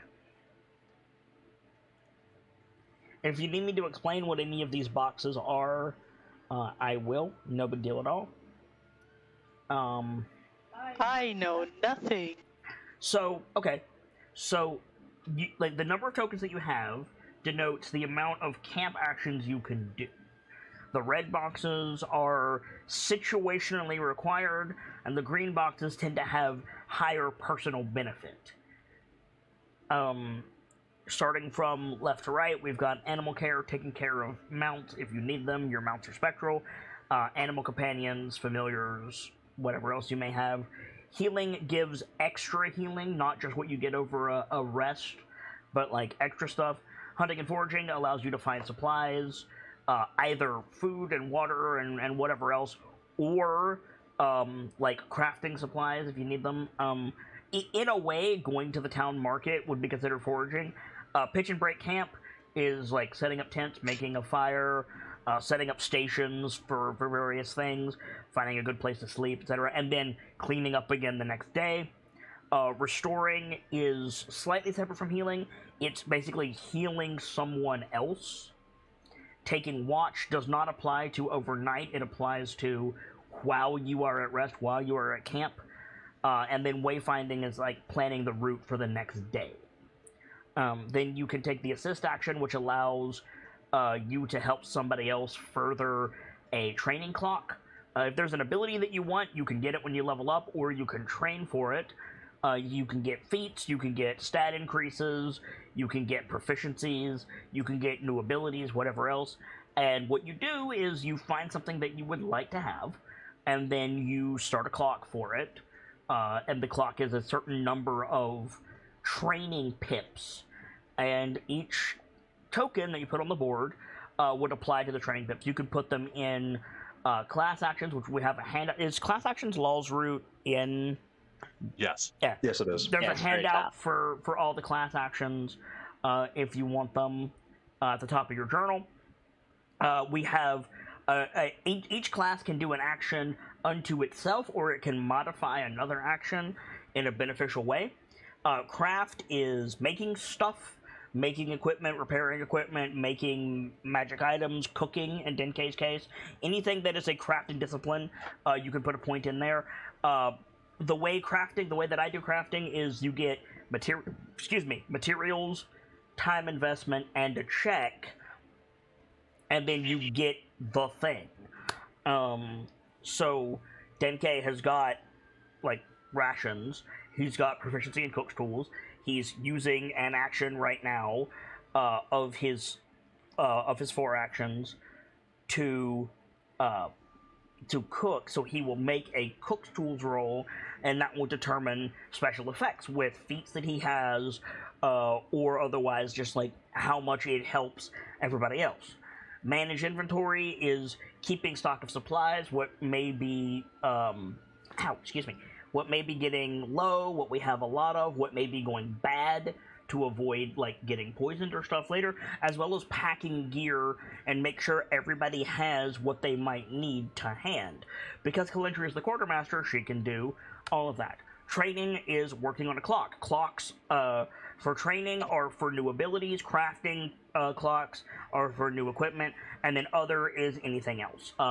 In Tales of the Nightlands last night, we use other to be like researching specific proficiencies or items, or otherwise like reading books and researching things, or messing with a puzzle weapon was also an other category there. So once we get all the red covered, then any pips that you have left, or any tokens you have left, you could put in the green boxes and give yourself personal stuff if you want them. It's a lot, but you'll get it as you go, and I've been getting a lot of really good feedback on this system. Normally you have 2 actions, unless you don't sleep normally for whatever reason. Like if you're an elf, for example, you would get 3, and if you don't sleep at all, you would get 4. You can also push yourself, if you don't sleep, to get an extra action at the risk of the cost of exhaustion.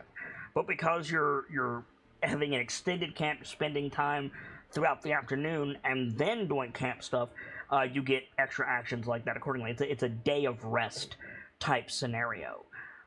So I think our reds are covered, Valkyries? I was gonna say I might be our best bet to do wayfinding if we want to prep. You're following for a road. the journey. Oh well, yeah, that's true. I guess we are leaving the road. I wouldn't disagree, but also we're on a road. Yeah, you're following a road.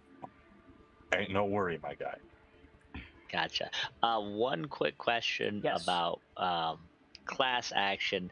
healing song for the bard, Yes. the bonus to save to recover an injury, does that also count toward recovering from exhaustion? No, because exhaustion is binary. Exhaustion, you either recover a point or you don't. But basically, Song of Rest now adds your charisma modifier, which it didn't before, which is useful. And you can use Song of Rest to basically bardically inspire a saving throw against like poison or disease or petrification or whatever. You can add that d6 plus your charisma mod to that as well if you take that class action. Right. So, healing song is basically just a slightly better Song of Rest. It's a much an better option. Song of Oh, Rest. much better, right? But Song of Rest is what spawned this whole system. So I kept it largely the same. I just made it good. Song of Rest has major diminishing returns. Yeah, there's Song of Rest and there's Healing Song. That's the two different abilities. Oh. Hang on, let me take a look at that. Yeah, Song of Rest is anyone restoring hit dice gets an extra d6 plus charisma. Healing Anyone Song taking a is healing anyone action gets a free roll on your Bardic Inspiration die plus con. This roll can be additional HP or a bonus to save or recover injury. No, that's still what I said. It doesn't apply to exhaustion. Right. Yeah, I figured that much. Okay. This Healing Song scales since the Bardic Inspiration die scales. Correct. Well, I mean, Song of Rest doesn't scale at all. It's just a flat D6, and then I made it to add your charisma bonus or your charisma modifier, so it's still some extra hit points that scales. Right. So yeah, we've got a bunch of tokens on the board. Duncan, where do you want Rhea and Rev to help out?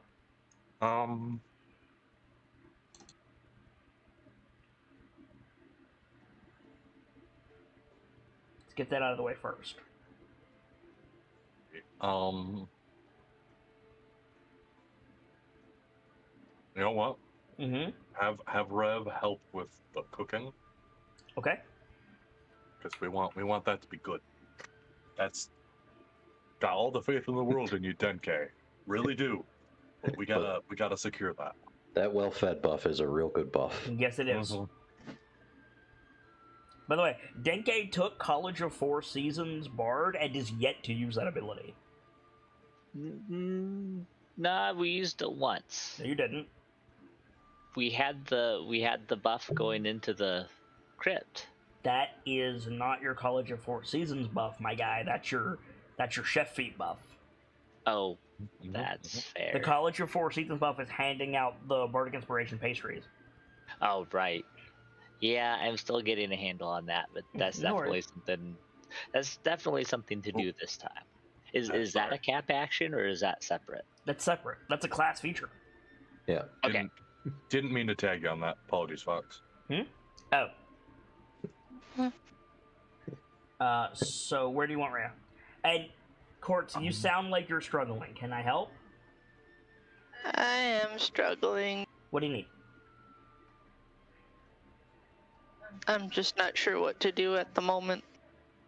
Okay. It is a bit of an overwhelming system on your It first is. encounter. It absolutely is. Once Duncan tells me where to put Rhea, if you guys are cool with it, let's all help Courts. Yes. Okay. So, best place for Rhea to go. Well, I'm not sure.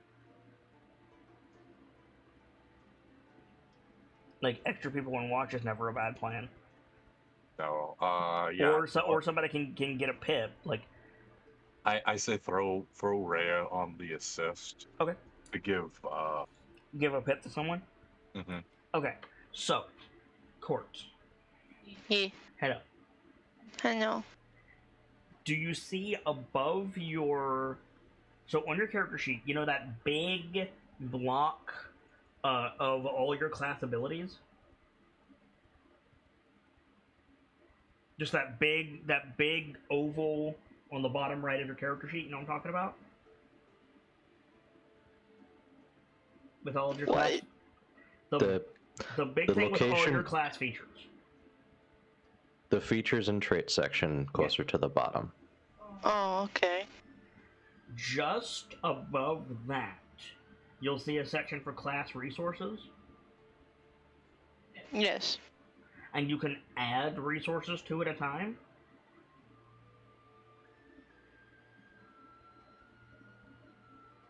What?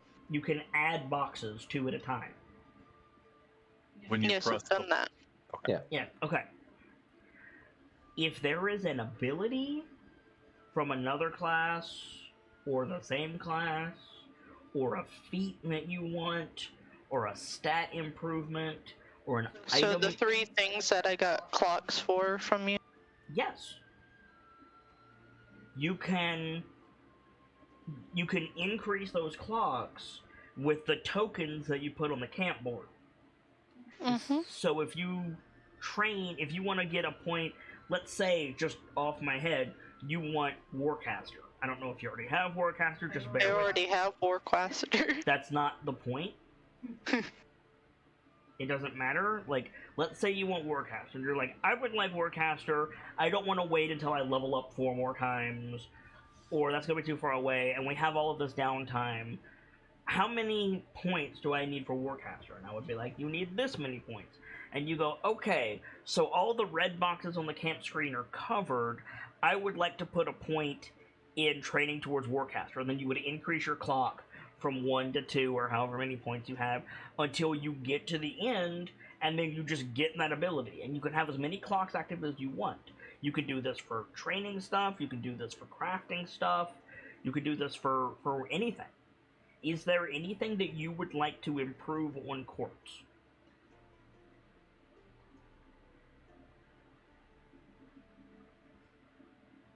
I have 3 different clocks. Okay. Do you want to train any of those? Yes. Okay. Would you like to train with all 4 of your actions? Not all 4. Okay. How many would you like to train? Maybe 3 of them. Okay. So we'll take 3 tokens, and we'll stick them up here. And what are you putting points in?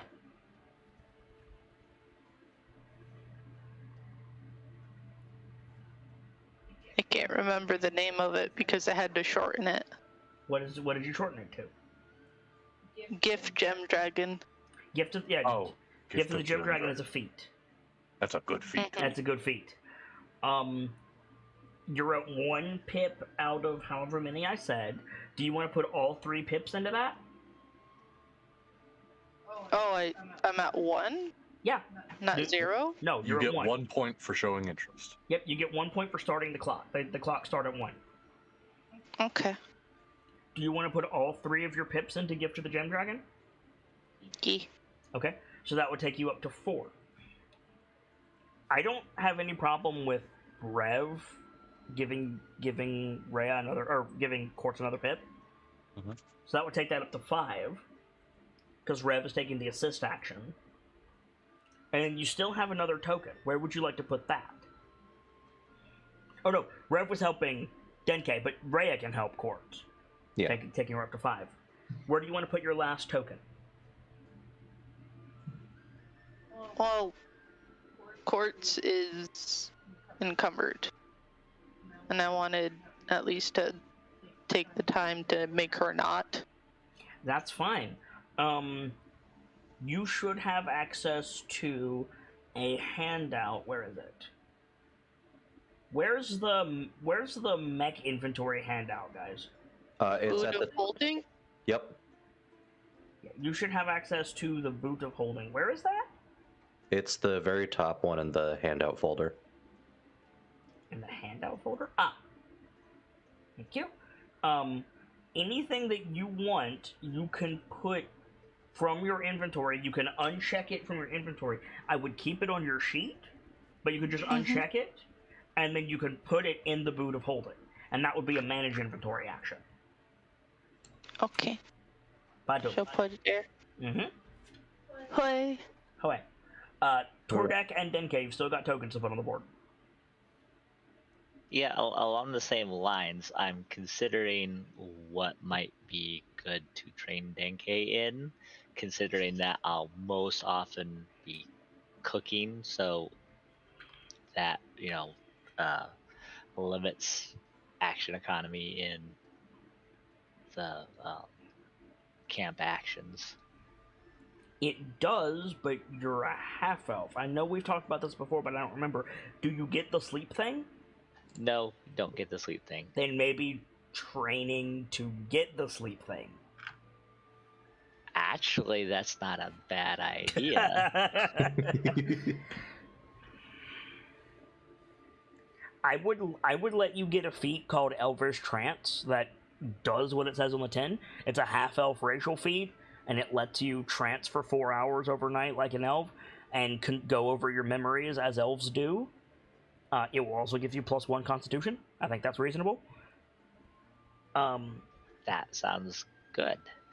I'll give it to you for what was Dawncaller, Gamzee? Do you remember? Was it 12?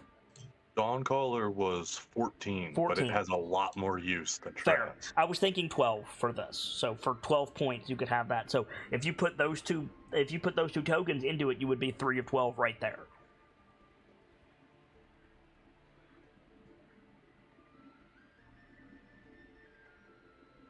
Hello. Hi. So, I kind of need a little help. Yeah, of course. What's up? I don't trust the sheet to automatically tell me when I'm not encumbered. It will. I already have it set up that it will. All you have to do is, like, as you uncheck... But what if it glitches? Because I'm already down to 99 total weight, and I'm like... Bruh, I'm still encumbered? What's your strength isn't very high, though, is it? I have a 14 strength. 14 times 15 is...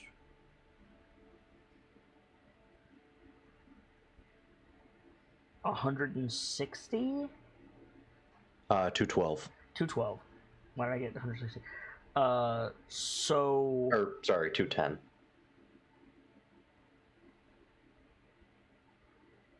I'm just going to check something for science. Yeah, I'm using variant encumbrance, so there's a difference between encumbered and heavily encumbered. Encumbered just slows you down. Amulet of Horsey. That's great. I don't know if you're going to be able to get all the way down. Like, you could put your bedroll in the mech. That would help. Okay. It looks like it's calculating accurately. You could put your rations in the mech. Okay.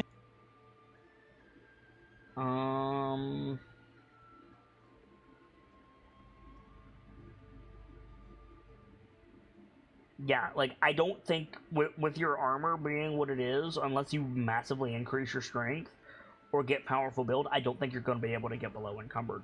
It is definitely calculating correctly. You just make sure you put your rations and whatever else in the mech. And I would say, like, strength training would be useful for you. Working on the powerful build feat would be useful for you. Like, these are things that you can do, but yeah, you're pretty much gonna be encumbered. You've got a shield and heavy armor, medium armor, but it's still metal. You're probably gonna be encumbered for the majority of the game. But again, all that does is lower your speed. As long as you're not heavily encumbered, you're fine. Okay. And you have a horse, so, like, meh. So... Oh. Well, there we go. What? What'd you do? I got rid of 2 more things, and now I'm no longer encumbered. What'd you get rid Hooray. of? The mess kit and the tinderbox, I'm assuming? Yes. Yeah. Now, that so does... my max is 70. Yeah, that means you won't be able to pick up anything and not be encumbered. But again, you've got the Boot of Holding. Just make sure that the stuff that you're not actively carrying is in the boot. Yes, I will. Cool. I was just checking them off first before I would start listing them. Absolutely understood. Okay, so... Denke, you're taking Song of Rest, I'm assuming? Yes. Okay. So, let's go down the list. Duncan, you're going to heal Yes. extra from what you would normally get. So, between well, let's do the class actions first, just so I know. So Duncan's doing Song of Rest. Duncan, you're warding the camp, I'm assuming, Mm-hmm. and Tordek is Yeah. doing guidance. Yep. Okay.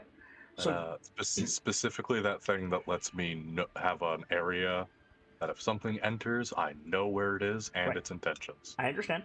So because Tordek is taking the restore action and you're taking the heal action, then you can roll the equivalent of one of your hit dice, one of Tordek's healer's kit checks. You have the healer feat, Cookie? I asked while you were away. Yeah. Yes. And so you get the benefit of a healer's kit. You get an additional hit dice from you, and a D6 plus Denke's healing modifier on top of your long rest. Nice. So you can get that bonus healing first. So that's it's a D6 plus 4 Denke Yes, that's correct. plus what's your healer's kit, Tordek? That D6 plus 4. So 2d6 plus 8 plus one of your hit dice in addition to your long rest hit dice is what you're getting just from that action. What hit dice are you using? I'm assuming 10, a d10? Mm-hmm. It's So- 1d10 plus 2d6 plus 8. I got it. Your con mod is only 2? No, my con mod is 4. So 12. So this is your bonus healing. 26. I will take that. Hot diggity. The restore action also helps exhaustion, doesn't it? Correct. As does Denke's food. Oh, that nearly capped me. Awesome. Now, Denke, Yes. as we've discussed, you've got 3 levels of rationing for your dudes before you make a special meal roll. You've got rations, double rations, and well fed. Rations last the longest, but it's just enough to keep you alive at 2 pounds per day for a medium creature. Double rations is 4 pounds per day for a medium creature, and it's to be comfortable. And then well fed is 50% on top of that, or 6 pounds per day per medium creature, and it lets them restore extra hit points and remove more exhaustion, but you're going to burn supplies way faster. And if you, yes, it is important that the soldiers be the best fed and supplied, but there is the matter of that might breed resentment. So keep that in mind. Yes. Well, and I think we said 5 pounds per day for the well-fed, if I'm remembering correctly. I also told you That's I also told you I would need to take some balance passes on it. Oh, okay, fair enough. It's 6 Just making sure. for a medium creature. So Rev eats slightly less, and no, you don't have a Goliath in the party. So yeah, Rev eats slightly less.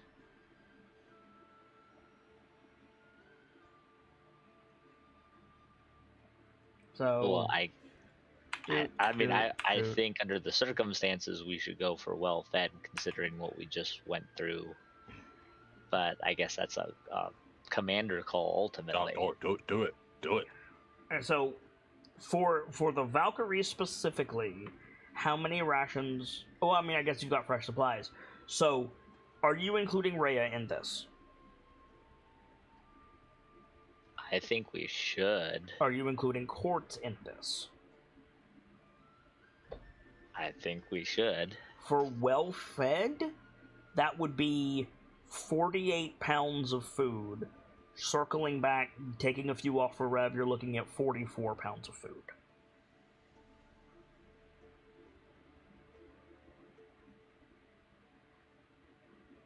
It adds up real quick. Yeah, and I'm looking at. I apparently didn't put it in the pantry yet.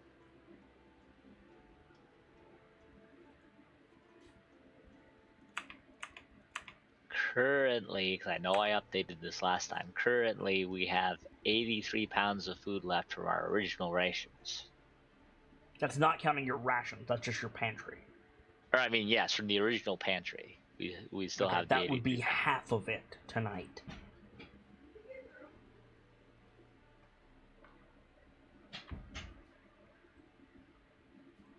You had been doing double rations. Right.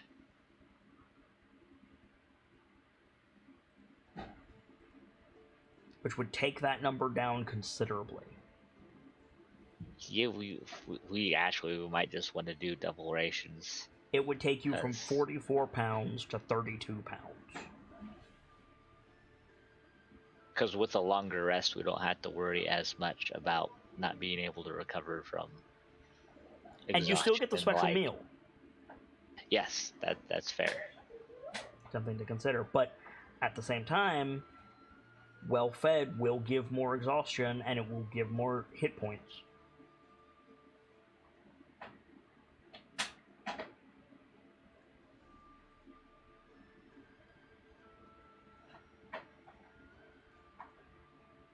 But I will say this: with if you spend half your food tonight, you are more than 2 days from Baldur's Gate. Though the argument could also be made: 32 pounds from 83 pounds, you're more than 3 days from Baldur's Gate 2.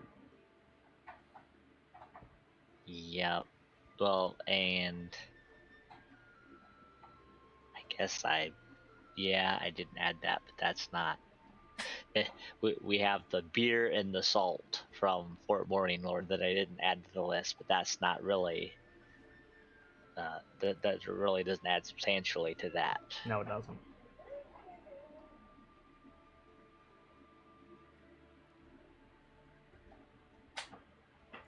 So, like, you could even like cut it down to basic rations, which like it will keep you able to function. Like, you're not gonna take negatives, you're just not gonna get positive. You cannot make a special meal with just rations.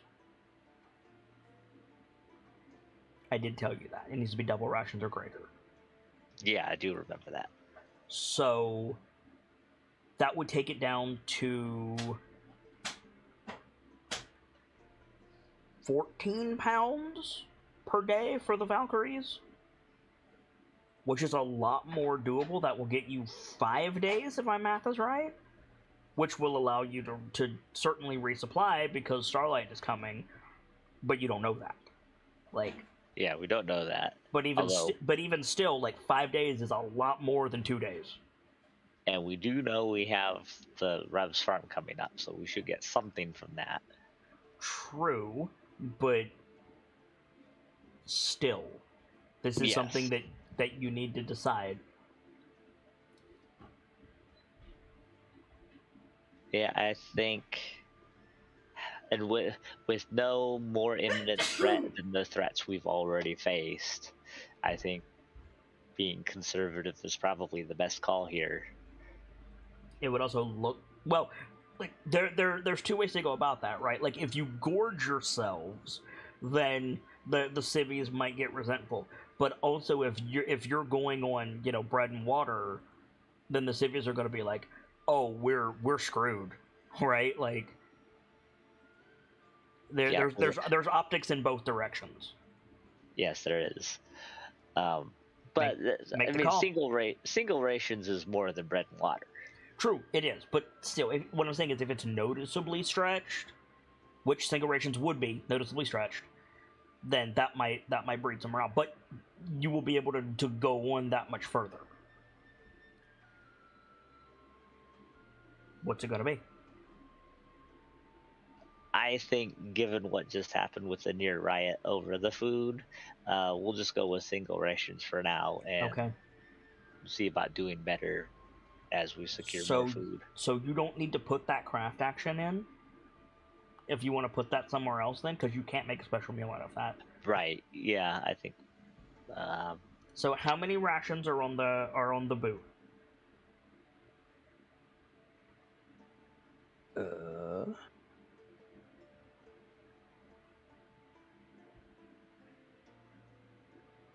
Looking for it too. I presume more than 8, because Quartz just put in 10.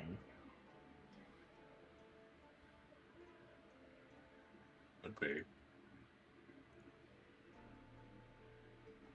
Guys, it's We've got 20 pounds of rations from Tordek at least. we've got from what I Rev. see. We've got Rev 10 rations, Star 10 rations. That's 20. Tordek. My 10 rations. Yeah, Tordex has got 10, so that's 30. Denke. I've got 10. I don't see him on your stuff, my guy. I see it. Oh, there it is. So 40. You don't have they don't have any rations from the spoils of war. And then food stuff. Quartz has 10. Hell. Yeah, I don't see Calendria's or Duncan's. Yeah, I'm pretty We sure went over already... this before. I forgot to re-add my stuff to the boot because it didn't take. Right. How many rations do you have? 30. You have 30 Alright. rations. Sorry, 10. I was still thinking about the 30 you mentioned earlier. I have Okay. 10. So that's 50. Rhea doesn't have any because she was near the city, and Calendria doesn't have any. But like, if you want to mark off 8 from that 50, you'll be fine. You guys can eat.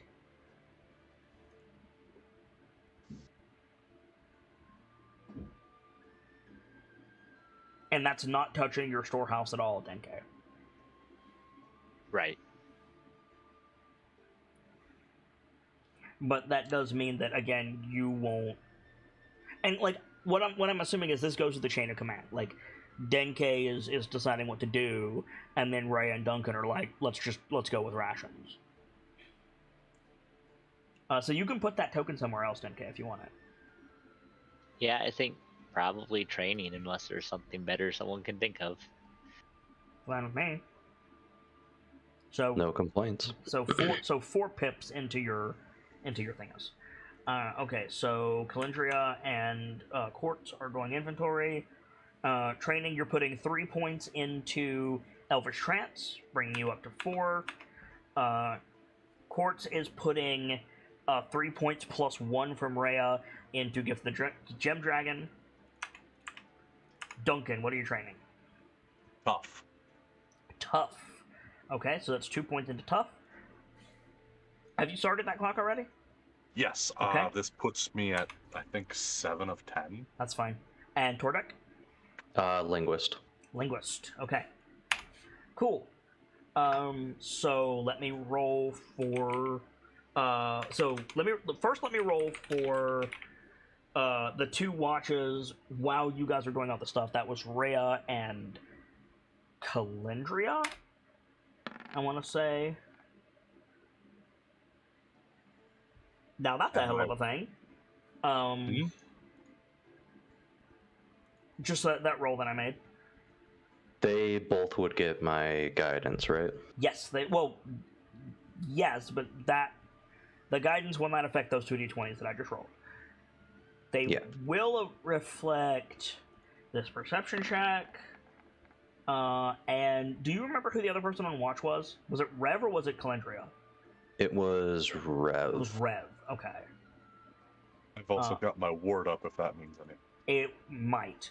So Tordek, I will need 2 guidances, please. Okay. Nice. Oh, Rev has guidance built in already. Okay, so nothing comes up on their watches. Let's talk about overnight watches. Who is... Oh, first of all, does anybody want to push themselves for extra pips? Should have asked that first. Not me. Of course. Did you want to push yourself for extra camp actions?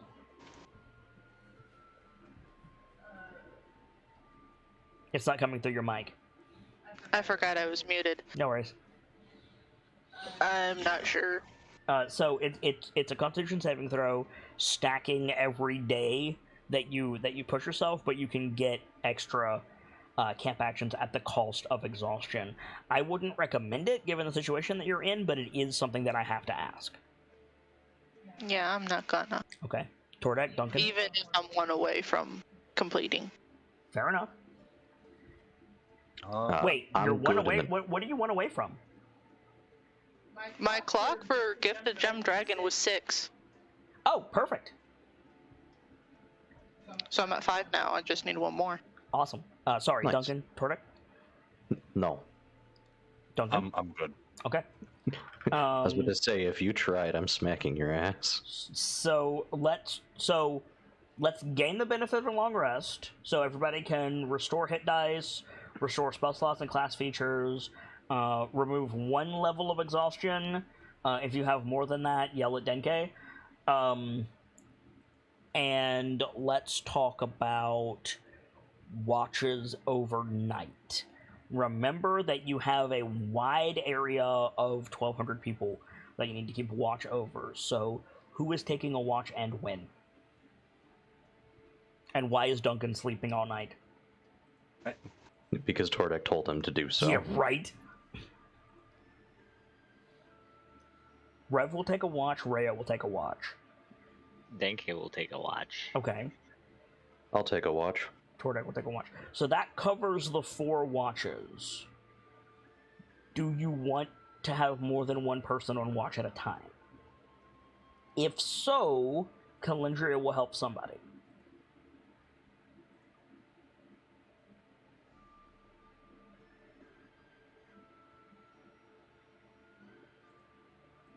Duncan?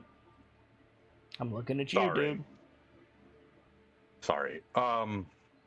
Yes? Probably best because of how large of an area we have to cover. So are you going to take a watch?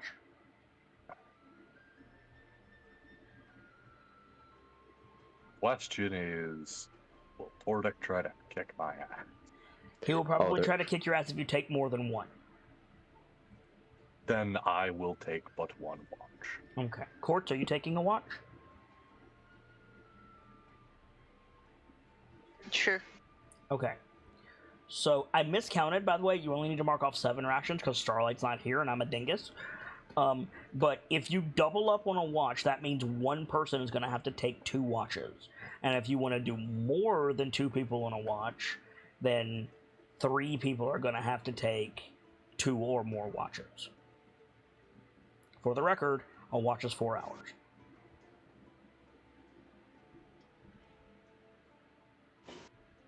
Excuse me, 2 hours. I'm a dingus.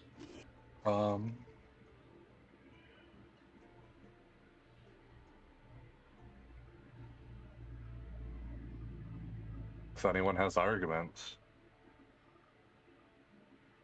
I mean, I don't think we necessarily need more than 2. No, 2 should be fine. Yeah, alright. We'll just stick with 2 then. Okay, so who is the person taking a double watch? I'll do it. Okay, make a Constitution saving throw. Do I have? No, I don't. Okay. Hi, Jabba. Okay, you're not exhausted. Awesome. Who is taking what watch? 1, 2, 3, or 4?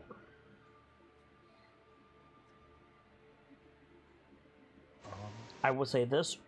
Rev will take the first watch, Rhea will take the last watch, and Calendria will take one of the 2 watches in the middle.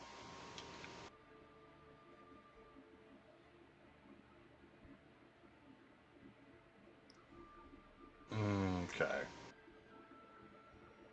Tordek, which 2 watches are you taking? I'll take 3rd and last watch. Okay. I'll probably take a watch with someone tanky. Well, last watch is now covered. That's Rhea and Tordek. 3rd watch is covered with Calendria and Tordek. So, 2nd watch and 1st watch. Nobody is on 2nd watch currently, and Rev is alone on 1st watch.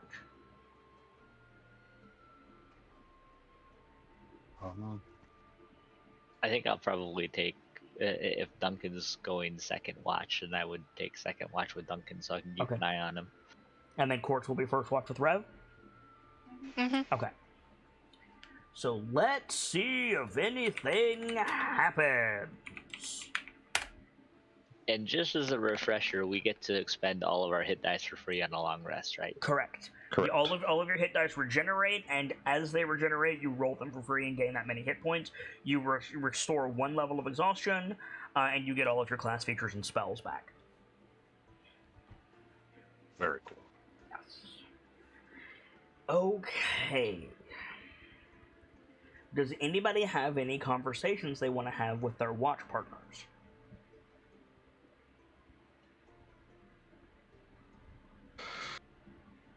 Or do you want me to just resolve the night? Nobody? Not that I can think of right now. Okay. I might talk with Duncan. By all means. If you want to have a scene with Duncan, we can absolutely do that. Let me set some music up for you, and then by all means, you talk to. Real quick, am I losing? I'm only losing 1 point of exhaustion, right? Or am I losing 2 because I took the restore action? No, that's no, you're losing 1 because you didn't get Denke's food. Oh.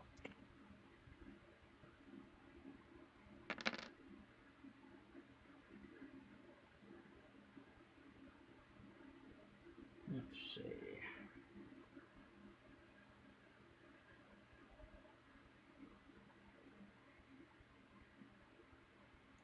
Well, I can move at normal speed again. This'll work. Whoa. This is some nice music. Thank you. So, Duncan, as night, has well and truly gone on, because you guys are on 3rd watch, right? 2nd watch. Second Second watch. Second watch. You guys are, along the banks of a river. Most people are asleep during 2nd watch, 2nd and 3rd. You've got a little fire going. There's, springtime insects out. And yeah, you guys have a moment, just the 2 of you. What would you like to do? So you're a captain now. He's gonna say this quiet just to make sure, like, no civvies or anything hears it. Mm-hmm. I assume you're setting off by yourself. Nah. It's a cosmetic decision. And the decision was yours or hers? Hey, Cookie, your mouse wheel is audible. Sorry. No worries. Speaking, it was a collective decision. She proposed it. Speak I up. didn't- She proposed it, and I didn't like the idea of her taking the hit to her pride with going down a rank, even cosmetically. I didn't quite like the idea of taking a title I haven't earned. So she decided a compromise would be we're both captains.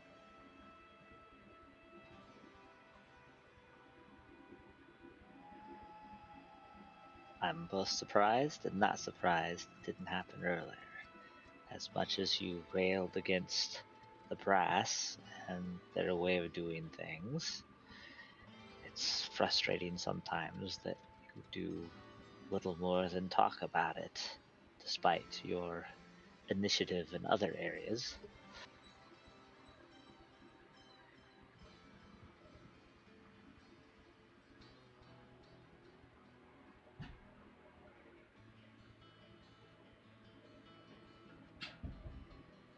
There's not much more to be a collective of here. There's only a handful of us. While you're right, it looks better to the people. Looks don't matter in dire straits. That's definitely what we're in. I have to disagree. Something tells me you haven't noticed. Every move we make, we are watched. Dozens of eyes on us every second, every moment, every hour. They watch us. They use us to gauge how the conditions are. We determine hope. And all those eyes are on different prizes. All those eyes have different perspectives. Yes, they may all be on us, but the perspectives differ, the motivations differ, and most importantly, the vision differs.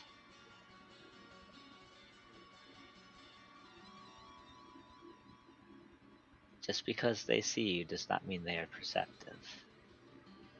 No. But what we do, what they see, what they show them, regardless of how different these three things are, still greatly impact the hope that they have. Oh yes, hope is all well and good, but it doesn't put food on the table, metaphorically and realistically speaking. I'm not disparaging the idea of hope. I was a proponent of it not long ago at our last conversation. But you lean on it too much. You lean on appearances too much. There's also, for when we reach Baldur's Gate, But we're not at Baldur's Gate. no. I don't like how Rhea's doing things. And she was more than happy to hand over the reins. Of course she was. As such, she saw this as a necessary decision. I see it as further useful for when we reach Baldur's Gate, being able to introduce myself as Captain Duncan Reeves of the Hell Riders, acting in position of the missing, what's the term? High Rider. High Rider. Acting in place of the missing High Rider, I'll be taken seriously and not like a toddler. A move that I would say is long overdue.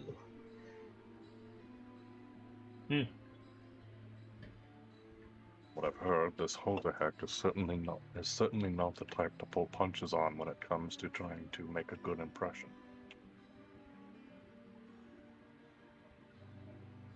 Yes, but titles only go so far.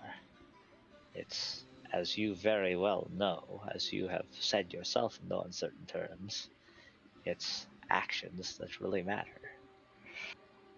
Right. All I'm saying, Duncan, is don't lose sight of taking action. It's something you did all too well going up against the brass, fighting for rights for The those printer beneath just kicked you. on, Gamzee. Sorry. Continue, Denke. Fighting for those disenfranchised. Now we're fighting for an entire people. Really quickly, I am incredibly confused. There's nothing down here that's on except for my attack. There is something coming through. When you said that, it stopped, but there was something coming through your mic periodically while Denke was talking. Well, that's confusing. Yeah. But, like, if you want to go back into the VOD and listen to it, you'll see what I mean. I might just do that. Not that I don't believe you, I just want to try sourcing out pinpoint what what it it is. is. It's the same noise that comes up regularly. Sometimes it's the 3D printer, sometimes it's the, quote, small printer. Like, it's the same noise every time. It could have been your computer fan. Maybe. That's awfully quiet, though. I guess it is a lot closer. I don't know. I'll look into it. Appreciate it. What's your passive perception, you two? Good question. 11. I imagine Denke's is substantially higher. 15. Okay. As there's a brief lull in the conversation that you two are having, you notice not a disturbance per se, Denke, but you do notice some some movement among the civilians when most people should be asleep. And after a few seconds, it resolves itself as somebody carefully picking their way around sleeping bodies, with a torch in their hand. Just some random civvy, you've seen them but haven't necessarily interacted with them, and they're approaching the two of you. They don't look worried, they look confused, if anything. And he comes up about, I don't know, 15 feet away, and he stops. And you can tell that he's not sure if he should bow, if he should speak, if he should come closer. He just kind of stands there for a second. And then, if neither of you do anything, he takes a half step closer, and he says, Sirs? What do you for? That was not English. What can we do you? Okay. He steps up, and he's holding, a leather pouch with a bottle sticking out of it in his other hand that's not holding the torch. And he says, there was a figure, sir, cloaked, not us, it came out of the fields over there, and he said, give this to the commander. And he holds it out.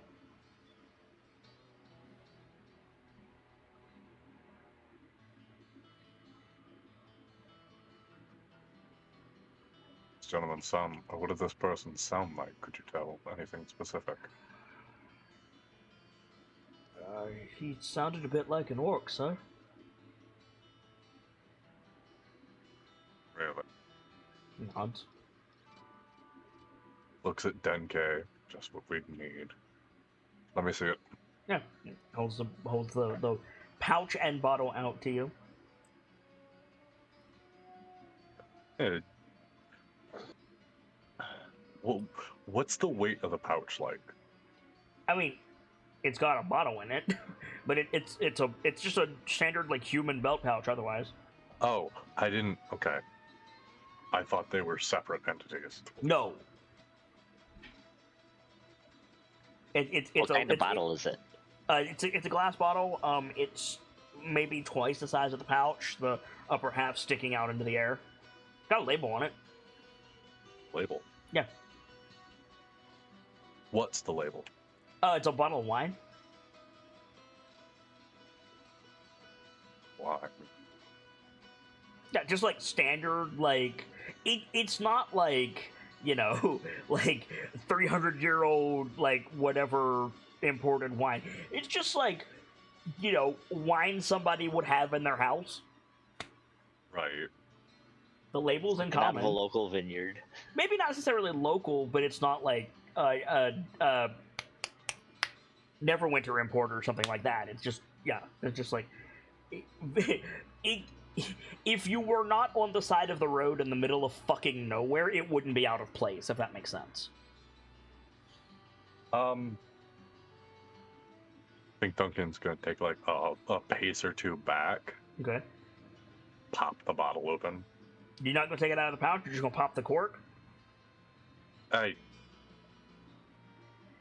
mean, that's sorry, fine. I'm just being clear. I had a disconnect that you mentioned having the other night. In my head, I took it out. In verbality, I did not. Noted. Yeah, before that, take it out. Yeah, there is a small card stuck to the bottom with what appears to be tree sap. It's on the card. It just says, I know it's not what I promised.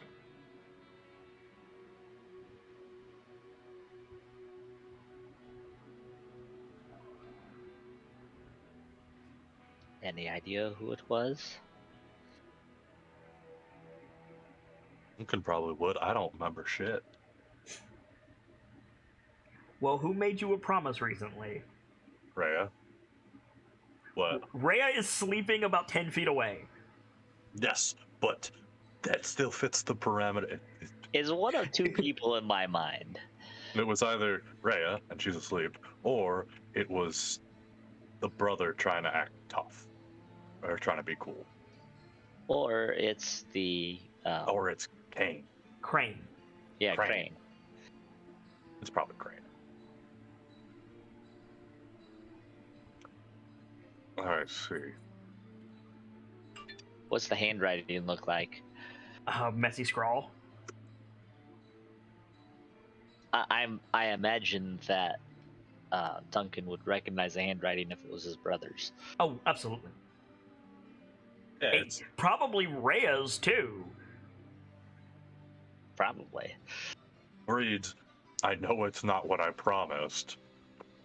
Big, long sigh. Yeah, I know who this is from. The civvy with the torch is just still standing there. Thank you. You've done us a kindness.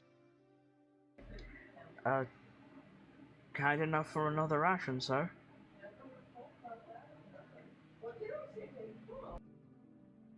I think he looks at Denke.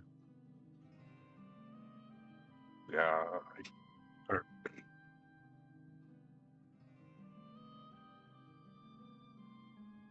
I think Denke will just give him one of his rations. Okay, yeah, he'll take it with a big smile and saunter off. I think it's fair. Yeah. So you can add an extra belt pouch and a bottle of wine to your inventory. It's not I'll do that. bad wine, it's just not great wine. If that makes any sense. What's belt pouch?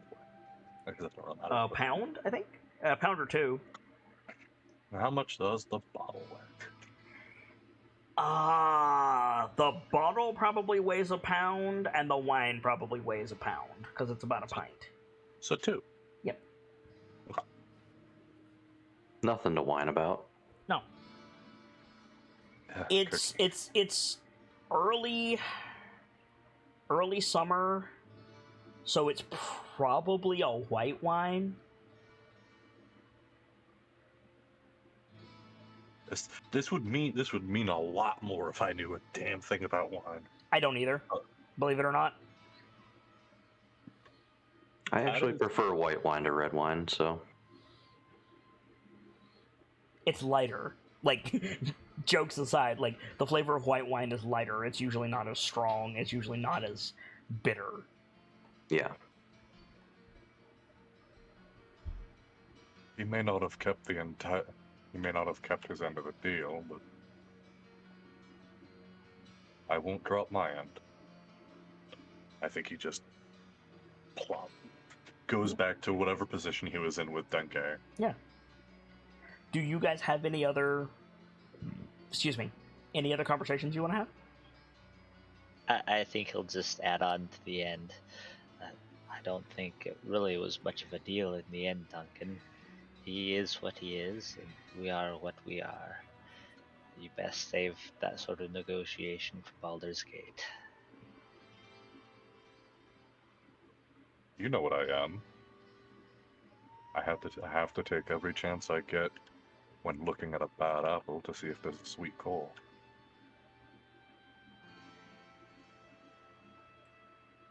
I mean, he didn't tell his men to stab you. Yeah. Like, I would not say, like, yes, okay, he reneged on the deal. You're a cop. Like, I think it is reasonable to say it went about as well as it could have, realistically. Mm-hmm. Yeah, that's reasonable.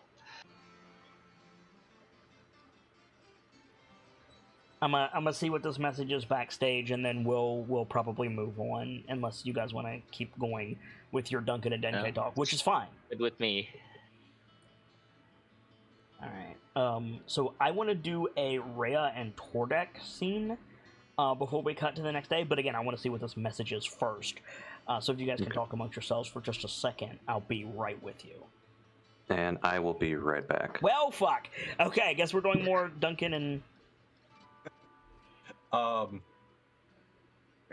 We can just fill the air blindly for a bit. It's not that hard to talk. For example, those watching the show right now, thank you kindly for your support again. And if you haven't, take a look at the other fine shows within the catalogs. Personal favorite is Tales, though I don't exactly get to have a favorite just yet because I'm kind of in all of them. Hey, that's not true. Tails is your favorite, and I know that. It is. I love Tales. I love Stalker. Immediately caught in a lie. Good. It's Perfect. hard to dethrone the OG.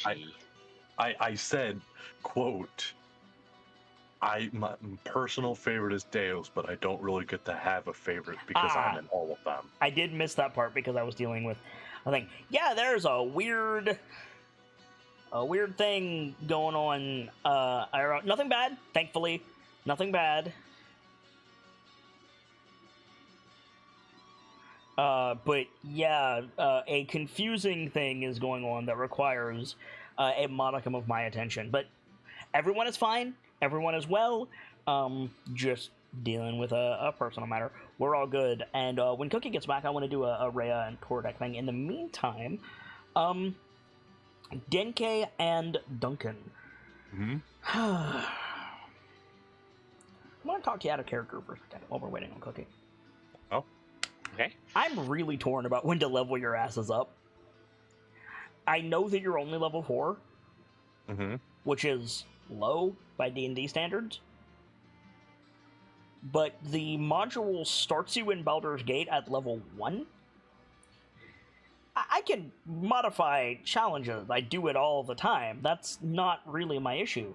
My issue is I don't really know when to level you up. I thought about leveling you up when you got to Baldur's Gate,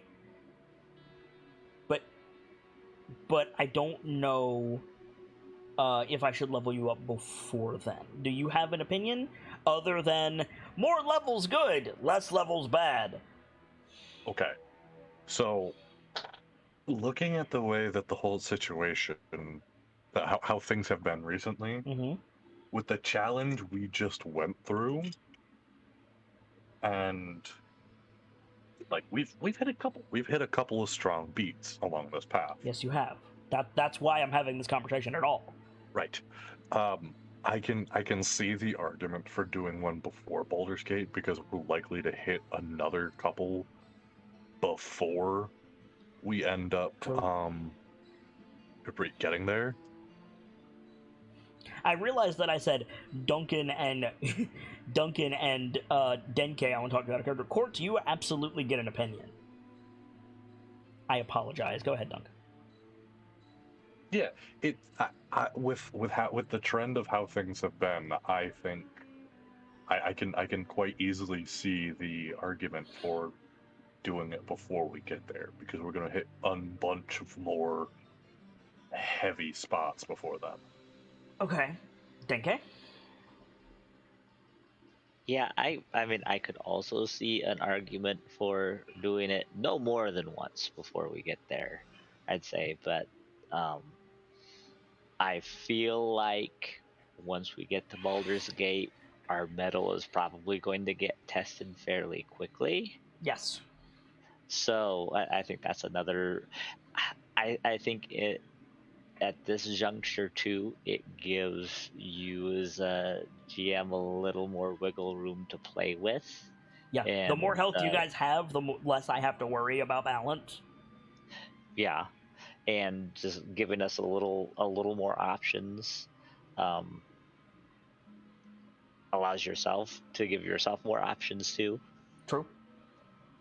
It also allows you guys to get a feel for level 5. Like, there is something to be said about the first encounter at level 5 versus the fourth encounter at level 5 being, different. Because you guys will understand your classes better and things like that. Okay. Court, do you have People can also stop forgetting that I don't have cunning action. Yeah, right.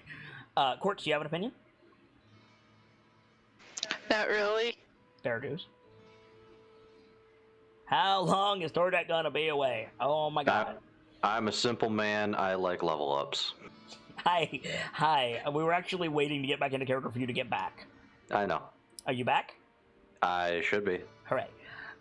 So yeah, Duncan and Denke, you finish your watch. Tordek, you get up for third watch and you go through that, and then fourth watch rolls around and Calendria swaps with Rhea, and you're immediately aware that Rhea was having trouble sleeping. Like, she's not blurry-eyed like you usually are on last watch. Mm-hmm. And as you're both like sitting around the fire, keeping tabs on things, as the sky begins to turn gray, I think she turns to you, and you can tell that she's been in her head for the last couple of hours. Yep. And she goes,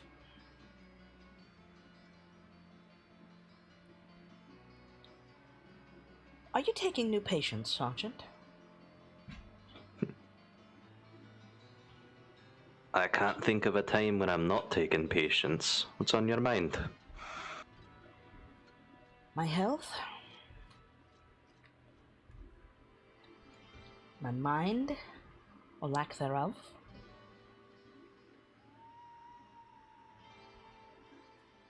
To say I'm under stress is a bit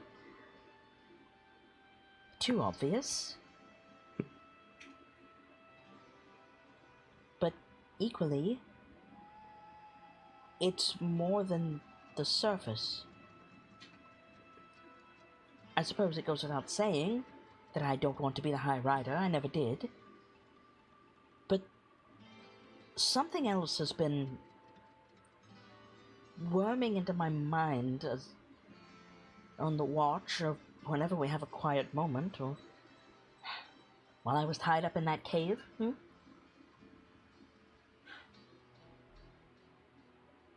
Well, I'll try to help you as best I can. Why don't you start from the beginning?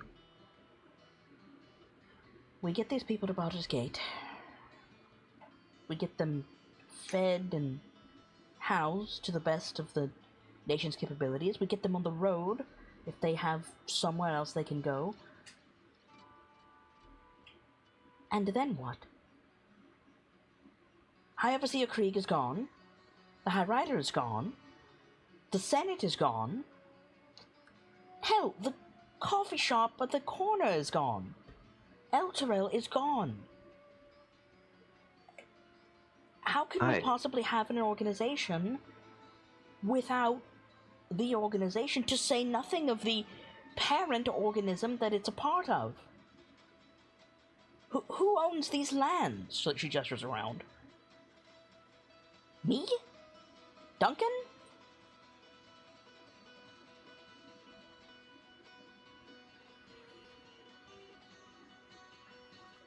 I didn't think this would be that deep. Alright,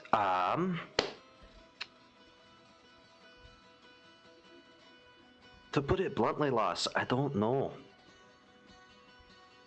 Neither of you are the High Rider, as far as I'm concerned right now. And Elturel's gone, and most of our compatriots are gone.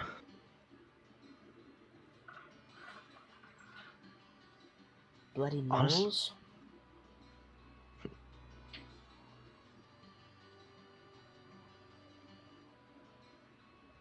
I suppose part of it is I keep surviving. I was outside the city when it was conflagrated. I had backup for the Knolls. I wasn't in Fort Morning Lord when the Paladins of the Companion were destroyed. I was taken, and maybe I expected to be one of those abominations in the cave by the time you got there, and I didn't. I don't know, I just feel a bit undeserving. You lass are experiencing something I haven't dealt with much, but it seems like you're driven by survivor's guilt. Nice to know there's a word for it. It's a bit cold comfort, though.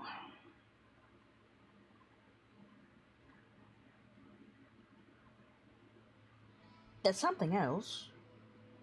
And this one, I think you're going to... Well... Just don't proclaim me unfit for duty with what I'm about to say, hmm? Go on. I don't think El Dorel's gone. I don't know why. I don't have any evidence. Just a feeling. A feeling like El Dorel is still there. The companion is still there. And I don't mean like I'm going to look over the horizon and see it. I mean it's... Somewhere else. Yes. I would go so far as to say that Marshal Ravengard and High Overseer Krieg are alive. I know that's ridiculous, but... Aye, it does seem like a bit of puppycock, but we're of similar minds, lass. She gets very serious when she says that, and kind of not with her usual, like, force in her voice. She says, "You feel it too?" Can you make a wisdom saving throw for me, please? Sure. Do. I'm sorry, but that "you feel it too" had the "I see dead people" vibes. Well, it's about to. Tordek, now Yeah. that she mentions it, yeah, there's something, there's like a force, like, it's faint, and it's very, very, very, very, very small, but there's a tension, a pulling tension in two directions. One of them just ghosts off into nothingness, Mm-hmm. and the other goes towards, like, up the road towards Baldur's Gate. Uh-huh.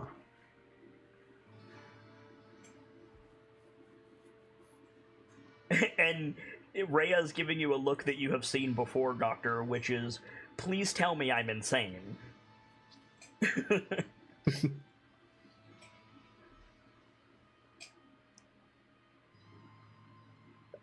I don't know exactly why, lass, but I can't tell you you're wrong. There's a ember in my belly. It's just a hunch right now. I'm not a member of your squad. I can't exactly push this, but if you feel there's something there, maybe check with the others?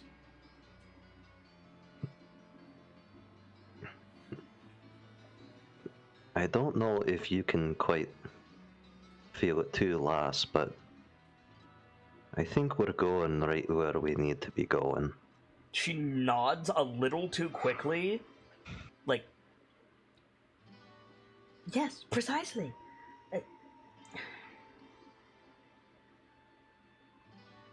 Something.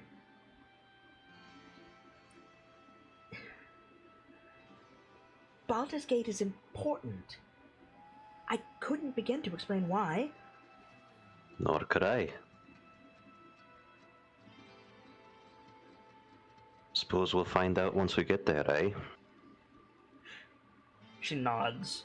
And she's sweating a little bit, like, not like she's been working out, but there's definitely, like, that sheen of sweat on her features as she looks into the fire from just, like, anxiety. Mm-hmm. I should feel relief. I should. I don't. if... Tom, forgive me for what I'm about to say. If something is calling us to Baldur's Gate, we should be prepared.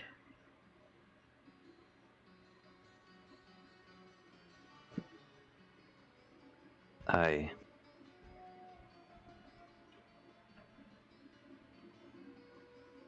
I know how that sounds. God, I wish I didn't know how that sounded. There's...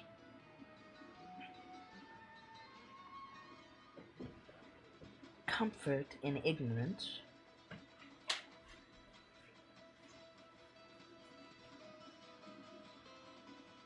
This whole thing is...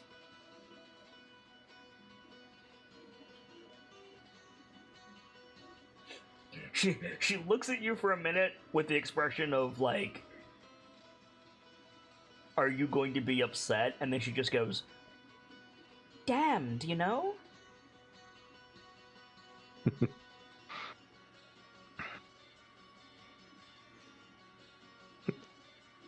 I can't begin to know exactly how you're feeling, lass, but I can understand what you're preaching.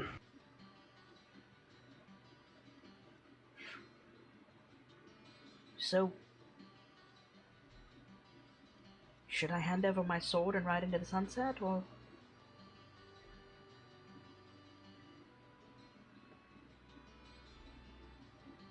Well, I'll trust your medical decision. But, for what it's worth, I want to help. aye, and you've been doing a fantastic job at that. Well, as best as any of us could be in this situation. I lost in the farmhouse. Who... She, like, rubs the back of her head. Who saw that, by the way? As far as I'm aware, only only a third of Valkyrie squad. Who? The one you keep butting heads with, and the one who knows a damn thing. For what it's worth, the Master Sergeant is a good soldier. Bit lippy for my taste, but a good soldier. And the lieutenant, he seems like a good man. Not that you don't. But this is a lot easier when there's an enemy in front of me. I'm sure any number of us can seem like a threat or a good person. That's why we had the squad. Aye, no, that's exactly the problem. You're a family, and I'm... the ex invited to Winter's Veil dinner? I wouldn't say that. Others might, but I certainly wouldn't. It's awkward. And I'm not the most sociable person. I know that.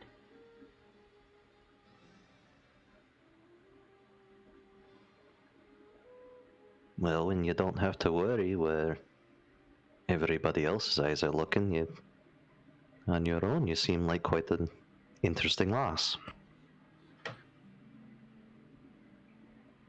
I also would have accepted scared little girl. I'm sorry, it's just... It's a lot, I understand. it's a bit too much.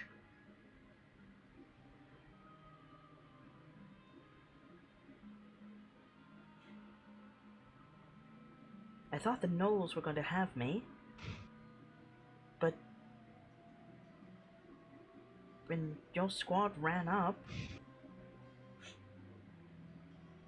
I thought you were a disorganized mess.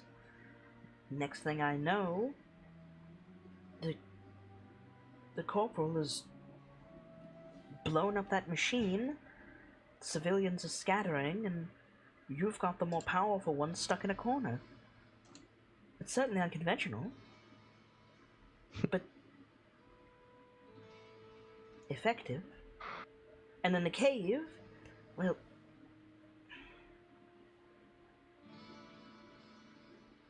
Duncan's a hell of a leader.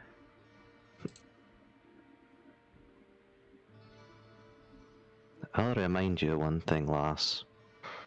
What's our goal? The light in the darkness.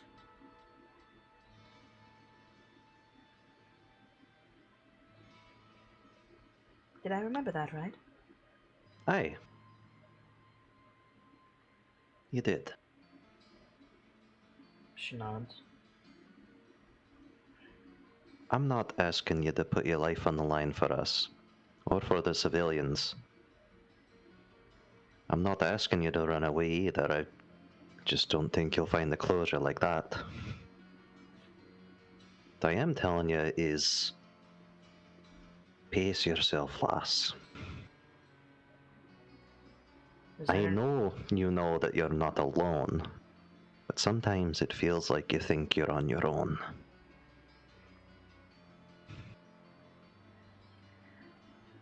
I've been bounced around through the battalions enough times. Might as well be. Though I suppose those records have been incinerated too.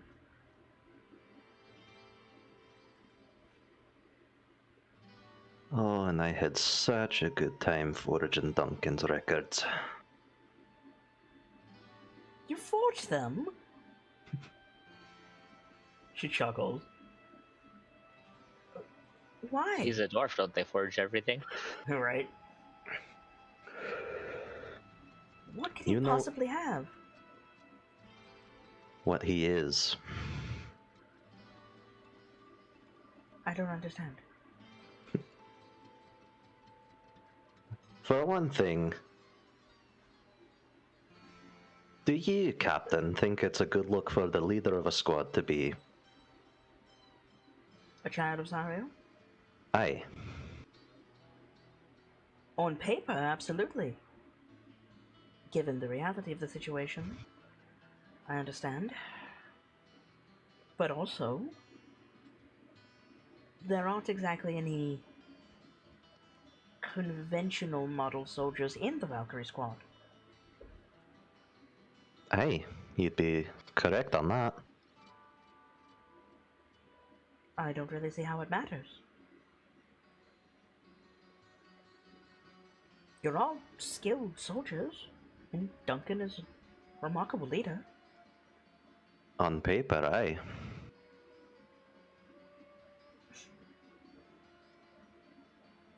You're telling me that the son of Senator Reeves had to have his papers forged because the brass wouldn't allow him to enlist?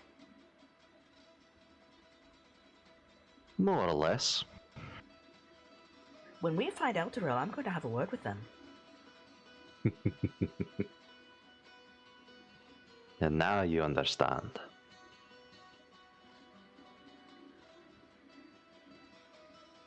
I understand it's tack, absolute tack. It's complete bullshit is what it is.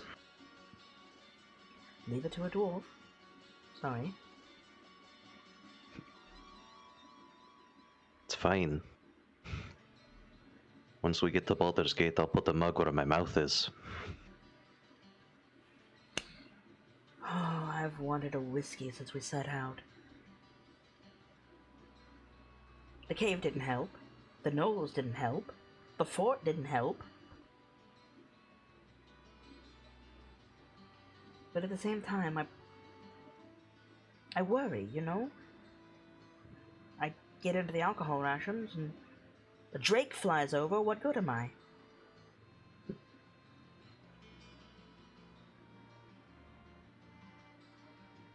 You're as good as you can be. I'm sorry about sending you ahead. Duncan told me he didn't approve. I can only assume it's because you complained. No.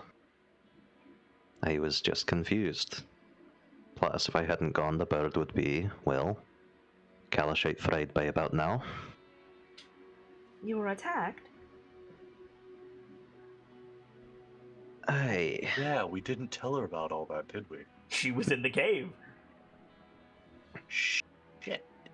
When you were got in the farmhouse, could you see your opponent?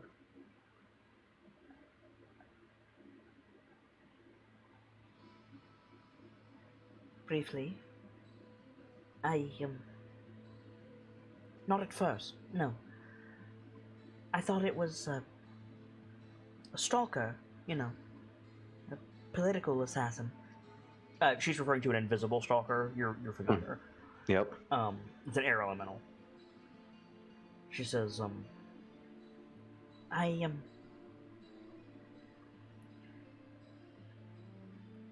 there was a collection of books.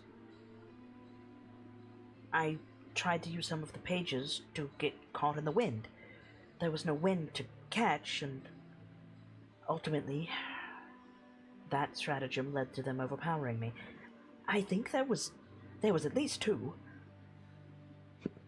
Unless it was very large and multi-limbed.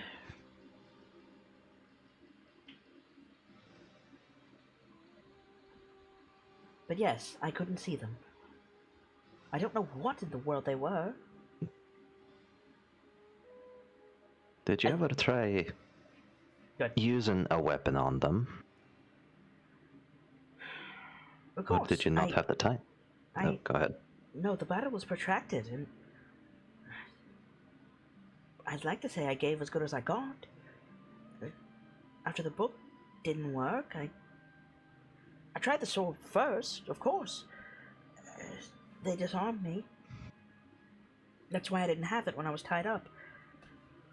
But hand-to-hand was difficult.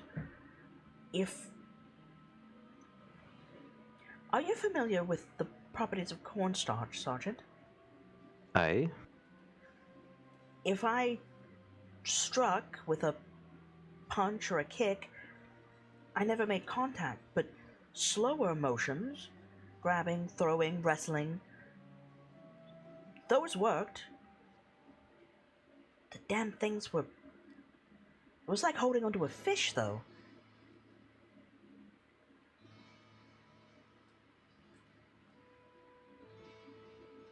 Well, you can take solace. Sorry. Go ahead. I lasted a quarter bell, I think. 15 minutes. Well, you can take solace in the fact that you did better than the commander. Duncan fought them. When? Why? It wasn't so much fought as it was he was ambushed. So were we. Well, I get the distinct impression that the enemies weren't expecting to see me there.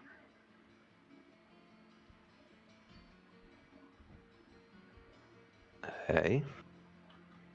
What happened to No. Duncan? Well, More to the point, what happened to you? I will circle back to what happened to us in a moment. Alright.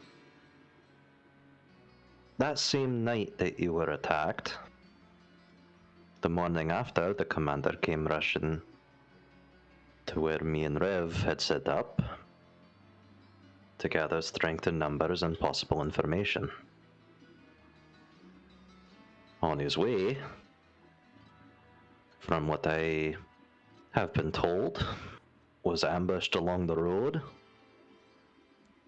sundered from his horse twice, tried to put up a fight against the creatures but couldn't, well, land a punch or a kick, and was promptly tossed into the river. Gods. In his armor? Aye, It's a wonder he's alive. you can thank the private for that. I will. In the morning. But That's a commendation.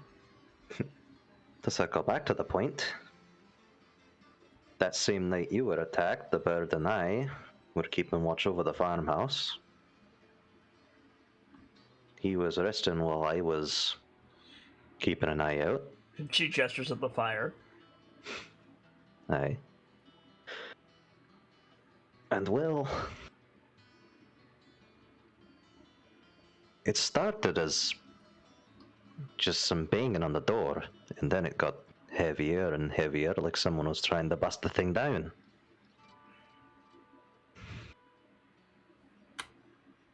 I pulled out some bravado and shouted at what I had assumed to be just a lowly thug or something rustling at the door looking for sanctuary, and it stopped.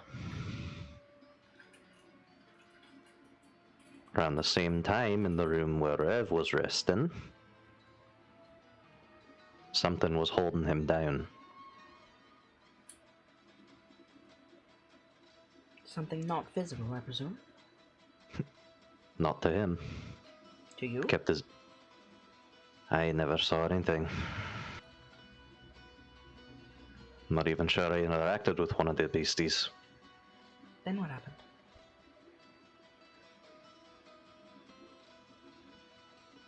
Well, I think the shouting got the attention of whatever was holding Rev down. Let his beat go just a little too long and he sounded an alarm. So I came rushing in. He gave me a brief synopsis, and then the door that we had locked, and I triple checked that it was locked, was opened. So I rolled an insight for Rhea. Uh-huh. She rolled really well. So she goes, "The thing was locked inside with you." Aye. And you didn't notice anything? Not a lick. Are you an Arcanist by any chance? Is there an Arcanist in your squad? I don't believe so.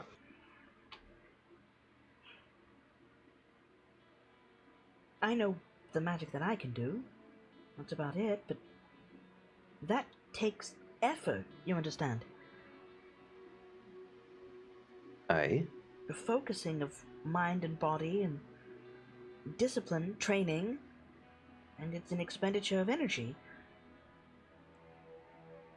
To be able to render yourself invisible for that long, overnight. Well, now it shouldn't be possible. Precisely. Did they leave any sign, any residue? Any evidence that they were there? The only thing we ever really saw was after it went out the door, made a hankering of clockwork. The machine. Aye.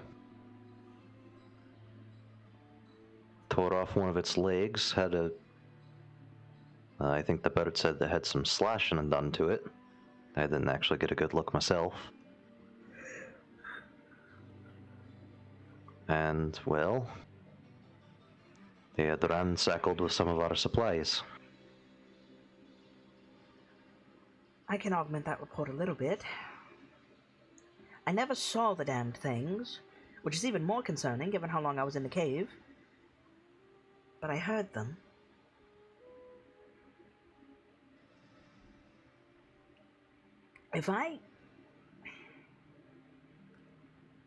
You've already said 3 crazy things tonight, Rhea. What's one more?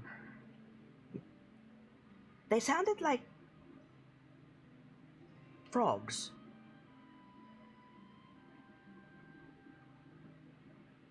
Frogs? Well, near enough. You know, frogs after it rains, in the hills, make their songs and noises. Aye. something like that, but more orcish? I didn't recognize the language, is what I'm trying to say. Alright.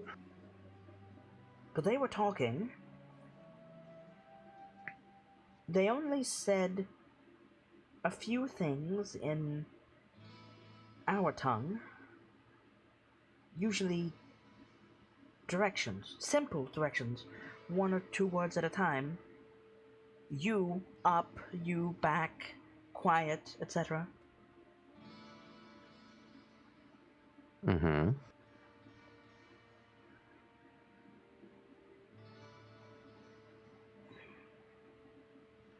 Those words were... They might as well have come from Duncan. But their own language... I presume it was their language. Frogs is really all I can think of. Orcish frogs.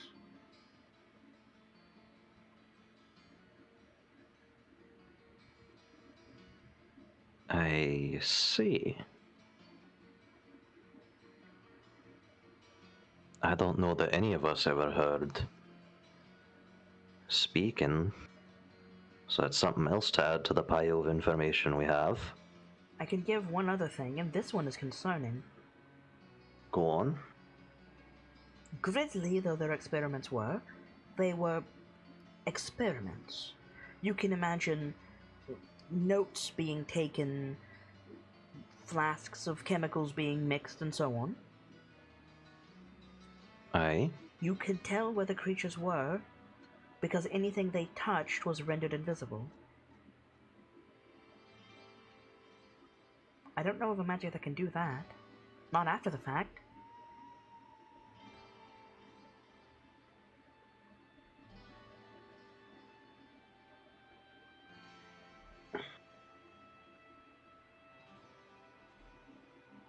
We're really dealing with something strange here.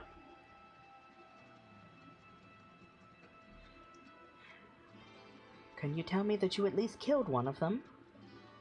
I can't. Damn. That means we're very much in danger.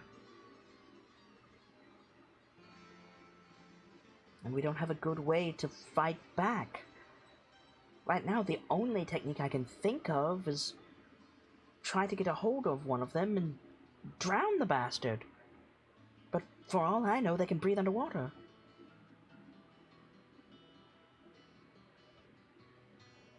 Suppose that'll be something we'll have to find out. The thought of holding something that can speak down underwater until it stops moving is not something that I enjoy.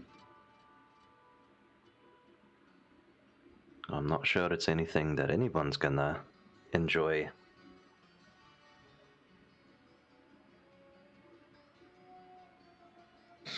But we gotta do what we gotta do. It's not just conventional weapons. Spellfire doesn't work either.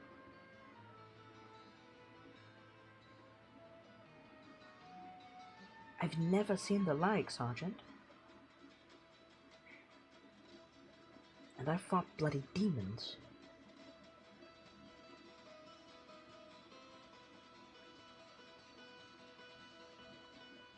I wonder if anyone in these parts has even seen anything like this.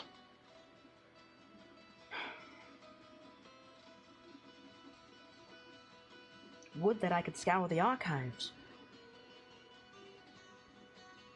Or speak to the librarians or something.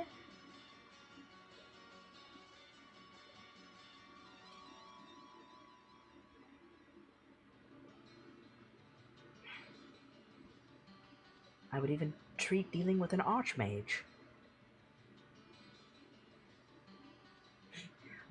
There's a beat of silence, and then, by way of explanation, she goes, I'm told Mordenkainen is insufferable.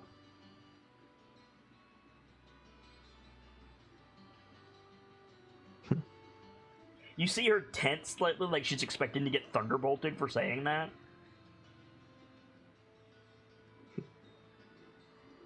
It's alright, lass. Torn protects you. I hope so. We should get the Yes. others up, Sergeant. Aye. Captain. Hmm?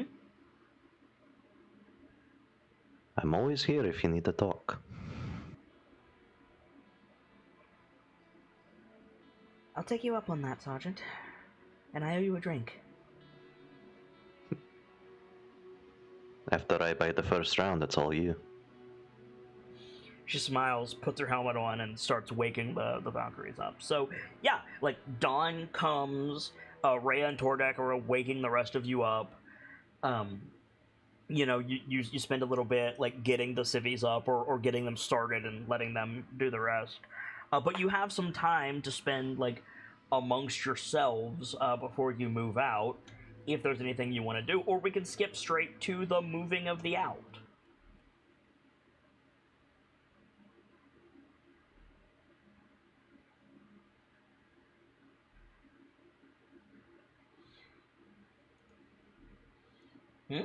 Anybody? I'm thinking. Think with your words, not your brain. Yeah, right? Well, Whoa. Whoa. well. What the fuck? What, the music? Yeah, the music changed. Yeah, it did. New scene. Caught me by surprise. I thought something happened behind me. Sorry. You're fine. Is Duncan here? Yes, sorry. I thought I was speaking. You were not. What did you say? I forgot I was muted. I was just adding to what there already was. I personally don't have anything. So you guys want to saddle up and move out? Right out, Valkyries. All right. Let's do What's it. your marching order? Okay. We're gonna go for pretty much what we've done the last couple of times. Tordek at the back. Okay. Yeah, rear guard duty.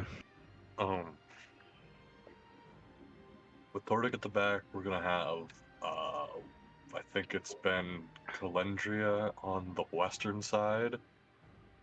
And Well, southern side. Because you're traveling westward. right. She's at one of the sides and Rev is at the other side. Well, the other side is a river. Never mind.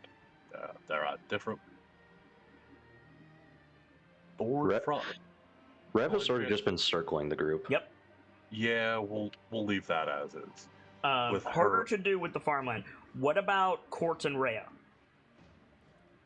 Quartz. Quartz will have follow up with, or we'll have with Tordek in the back, Okay. and Clerics in the back. Hell yeah. I mean it's a good position to have you guys. And a bad position if there's a clerical error.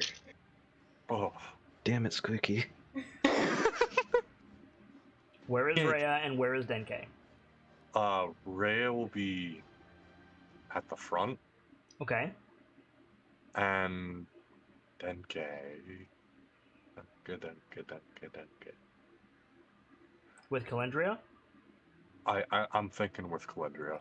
Like, the odds of a threat coming from the river are minimal.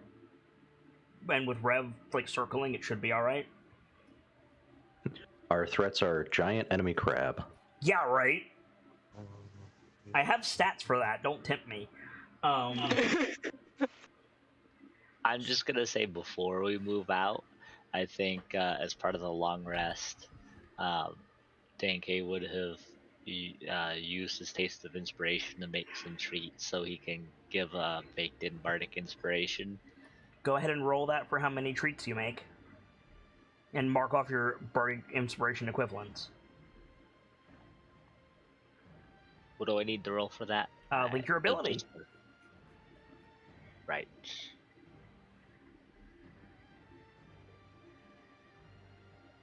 Okay, just the bardic inspiration. Link your ability, my guy. Oh, I thought you said with the ability. My bad. No worries. Comfort food. If you so choose, while preparing your Taste of Inspiration, you may expend one use of your Bardic Inspiration die, and instead gain magical proficiency. Nope, that's not the one. Oh yeah, wrong one. Sorry, I clicked on the wrong bubble. No worries. There we go. Goes to everyone. Taste of Inspiration. Beginning when you join the College of Four Seasons at 3rd level, your culinary acumen combines with your bardic inspirations in unique ways. Every day, after a long rest, you can spend some time preparing small treats, sweet, savory, or both, for your companions and even yourself. Roll as many bardic inspirations as you like from your pool, and reserve their numbers plus half your bard level rounded up. Any creature can consume a treat, no action required, and immediately gain this number as a bardic inspiration to be used as normal. The treats are magical and lose their potency when you finish a long rest. The duration of the consumed treat lasts as long as the magical potency. And then comfort food, you can give tool proficiency instead, if you want. So are you preparing bardic inspirations or proficiencies or both? So first of all, how many bardic inspirations do you have? I have 4 total. How many are you making into treats? I think I'll go with 3. 3. Are you making, like, in a combination between normal bardic inspiration, well, quote unquote normal, and proficiencies in skills or tools? What are you doing?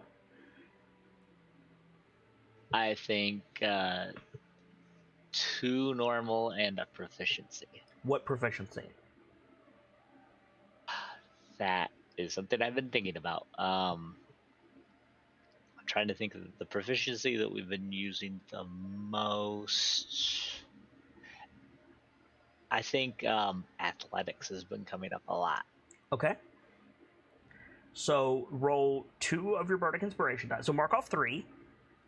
Done. Roll 2 of your bardic inspiration die, and add half your bard level to both.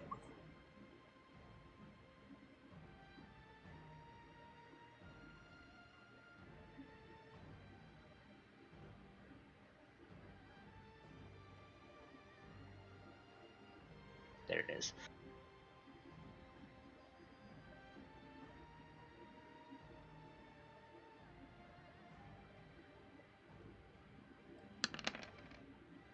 Okay, so what's your bard level? It is 3, so half of that would, yes, it's 3, so half of that would 2. up would be 2. So you can give a +4 and a +6 bardic inspiration to 2 people. Who gets them? I'm gonna give 1 to Duncan. Okay. What are you giving him? We'll give him the +6. Okay, so Duncan, anytime today, before your next long rest, when you make a skill check, a saving throw, or an attack roll, you can just add 6 to it. But you can do it once. So you see how that works? Yes. Cool. And who's getting the 4? I think we'll give the 4 to. We'll give that to Rev. To Rev? Okay. And who's getting the athletics proficiency?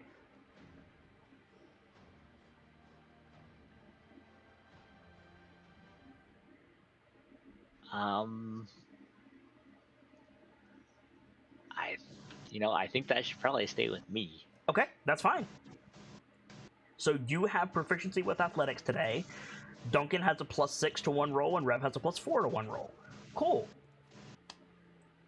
College of Four Seasons. If you're given one of those treats and you already have proficiency in that skill, would you have expertise instead? Yes, you do. Okay. It also stacks your proficiency on top of expertise. Oh, that's cool. And College of Four Seasons is my brainchild. I really like it. Yeah, I'm trying to grow into it here. Okay. So, Duncan and Rhea in the front. Duncan, make a survival check. Rhea will give you advantage. Okie dokie.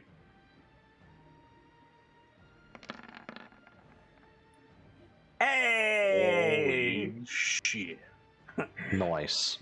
That is a road, and you are following that road real good, Duncan. Call high or low? High. If there was a world championship for following roads, you'd be up there. Yes, he would. He got a nat 20.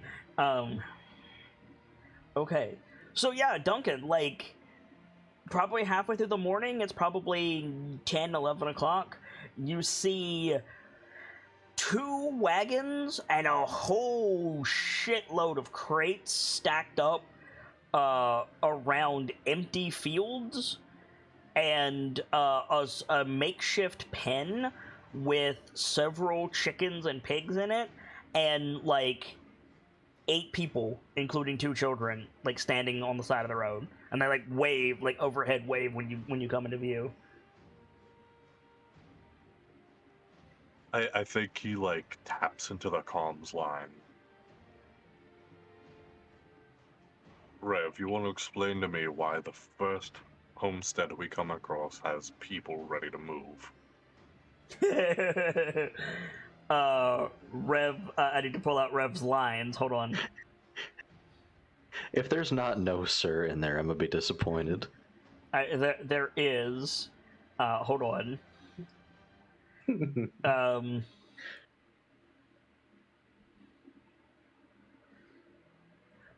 So you said, do you want to explain, right? Yeah? He goes in Calendria's voice, hell no. You little chicken.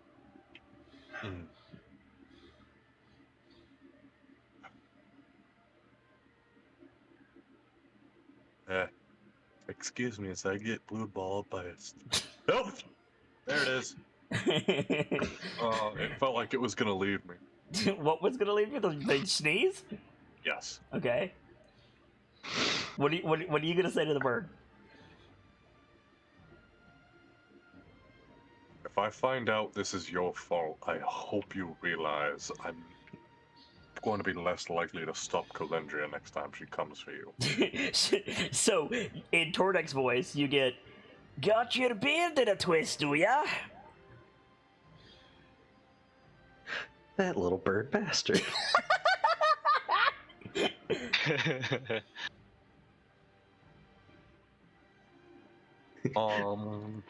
Tordek in the back of the line. I feel a mix of pride and frustration.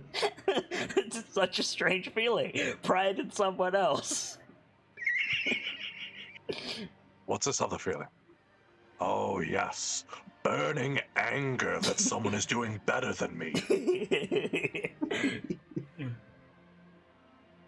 I think when they get closer, Duncan's gonna raise his hand and call for a stop. Yeah. So you call for a stop, and over the comm, Rev goes, I didn't do it!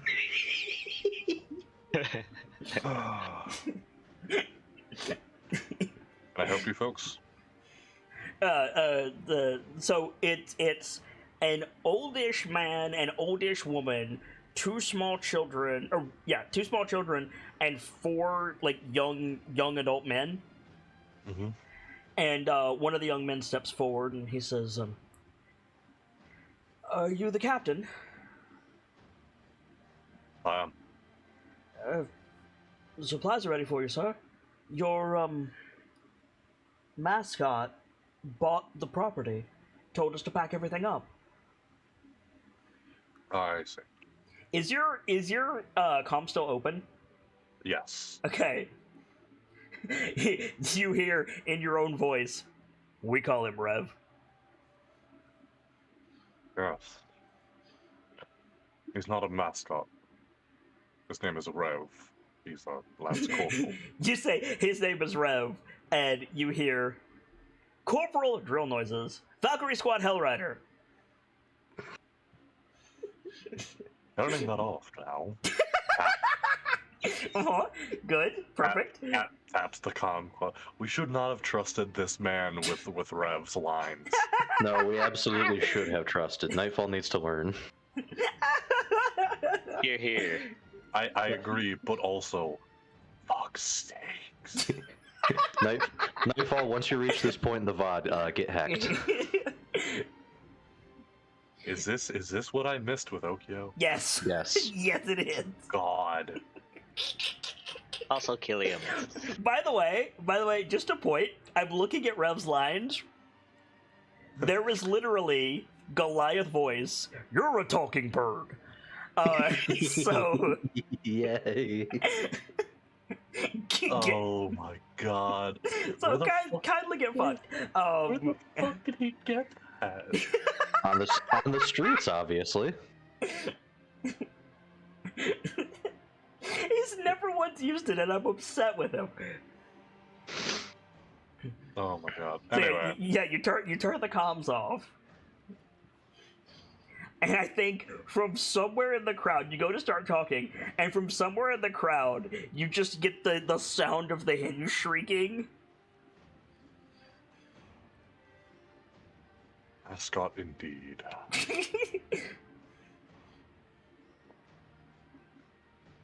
But I presume these are all the supplies from the farm, as you folks have gathered.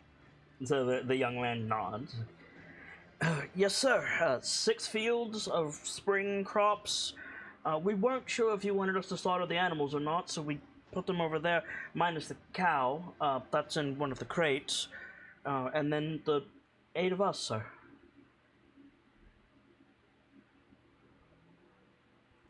Heard you were going to Baldur's Gate. This is correct. Have you been updated on why exactly? Or is the fact that a large group is moving to Baldur's Gate enough for all of you to decide to go as well? Well, that and the money, sir. The money. Yes, sir. He paid. Looks at the old man. The old man gives him a glare, and he says, "Enough." My Lance Corporal paid you a substantial amount of money. For the land, right?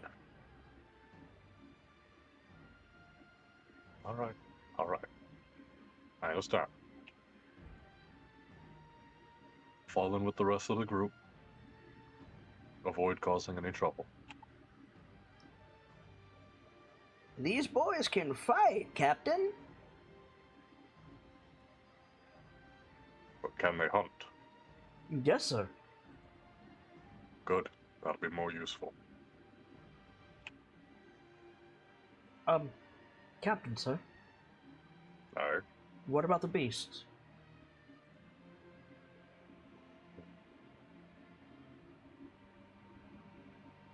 So restate that for me? That the animals are not slaughtered yet? The cow is slaughtered, but there's 4 pigs and 2 dozen chickens in a little makeshift pen. See.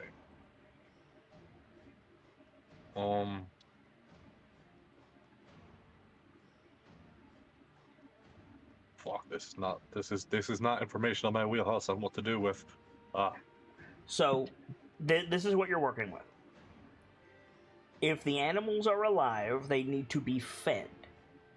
Or else they're going to die, and they lose what makes them worthwhile anyway, which is their meat.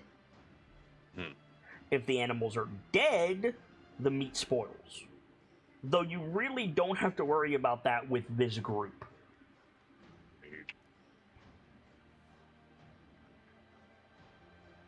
It may be more worthwhile to have the animals as the meat at a given moment. Right, but Rev didn't tell them what to do, so the guy is asking what you want to do. Okay. Rev didn't tell him what to do, and Tordek was like, wait for the captain. Yeah, the Rev also said wait for the captain. Yeah. Honestly, if you want my humble opinion, keep some chickens alive. Eggs are useful. But how easy is it gonna keep the chickens corralled when there's nothing to keep them corralled? True. Rope. More to the point, 1,200 hungry people might not be waiting for eggs. True. Exactly. Unless you want to put a guard over the chicken, that chicken is not going to last very long. Put Rev with them. They get to know each other. God no. Then Rev could have balking. That also takes Rev out of other duties. True. Duncan, make the call. You say that just as I put chips in my mouth. Well, That's it's your scene. That's your fault. Put one on the board. okay. Frankly, with the size of the group that we're moving with, it'd be more useful to have those animals as usable meat. Understood. Won't be a moment. And one knife coming out of its sheath, and one clockwise later, the group is moving again. You can add Denke. You can add 4 days of rations for the group from this farm. Fuck yeah. We are. That puts us up to 5 total. Correct. Now we are more than 5 days away, but that is still really good.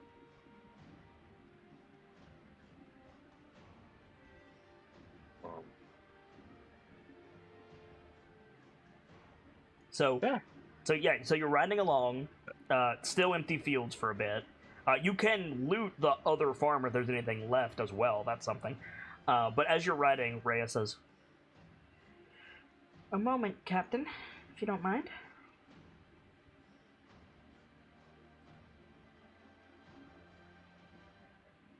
Or you could be stuffing your gob and not say anything. I spoke. You didn't. I did. I spoke. Did anybody hear him spoke? Let the record be shown. Discord did not Didn't agree. go through.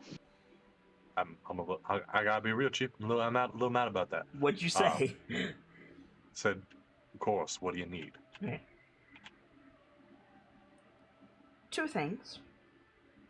One more important than the other.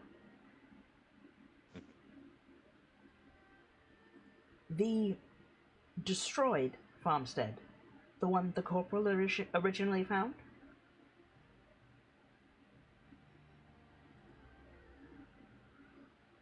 Hello. Yeah. I don't know what the fuck is going on. Push to taco, friend. I'm not on push to taco. Then speak up, friend. I guess I will have to. I don't know why I'm not coming through properly. What did you say? I said, I'm listening. Has it been cleaned?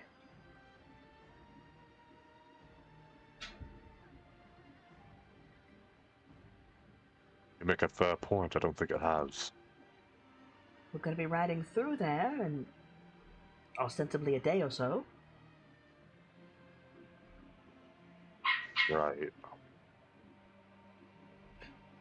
That's winding up to become a problem, that isn't it? Hold on. Yes. Sorry, I had to ask the dragon something. Hey, yo, Pupper. Artemis. Shit. What?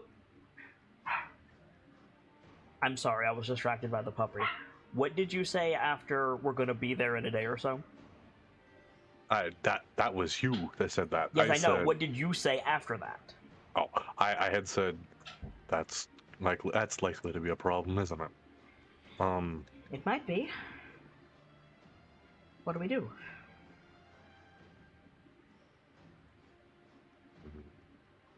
Well, if it hasn't been cleared, our best bet may yet be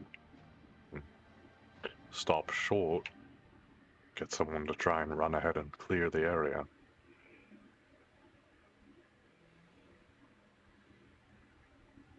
Likely have Tordek and one of the others do it, Alright. since he knows burial rites and whatnot. The other thing is a bit odd. Have you noticed anything when things have been quiet, particularly?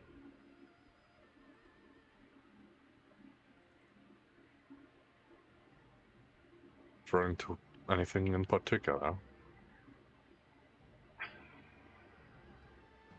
You're forgive me, there's no easy way to bring this up. I am.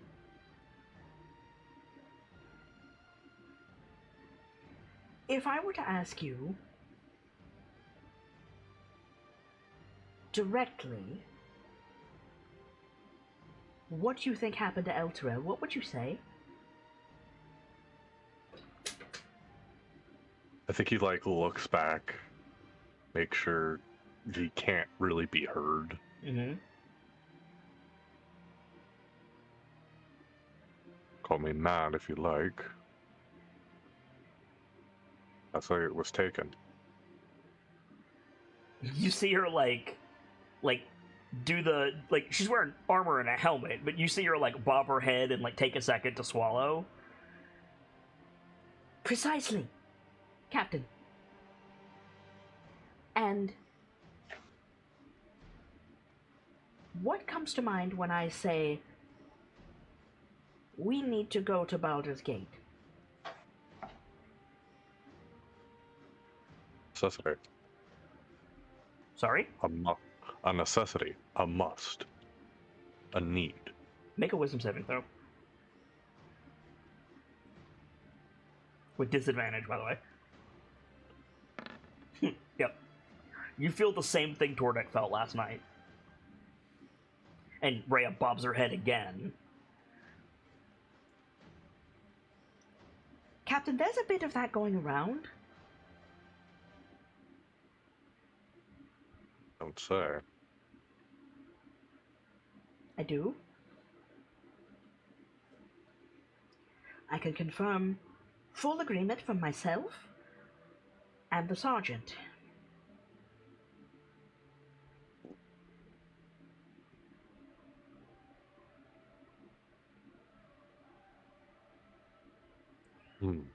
What does this mean?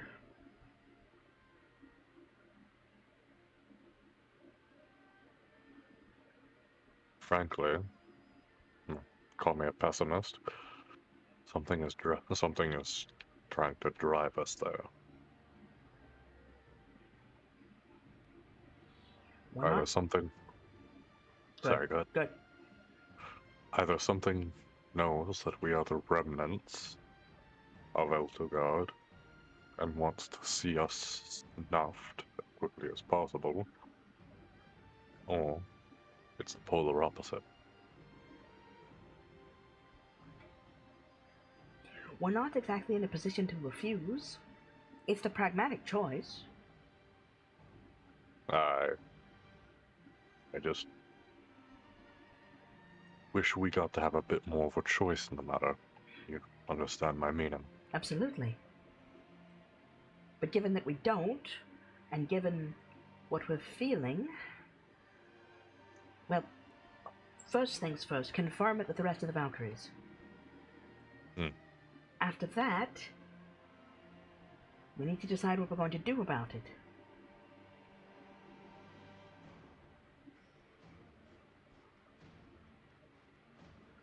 I, for one, don't look forward to finding out. Nor I. Yes, Cat. Hello. Hi. I love you. Please get down. She's like standing on her hind legs, And she keeps bapping me. Hey, pay attention to me. Pay attention to me. I'm cute. I am important. Please look at me. I am important, yes. The cat is more like you are unimportant. So are there any other conversations you guys want to have? Are there anything you guys want to do as you're traveling through this farmland? Gotta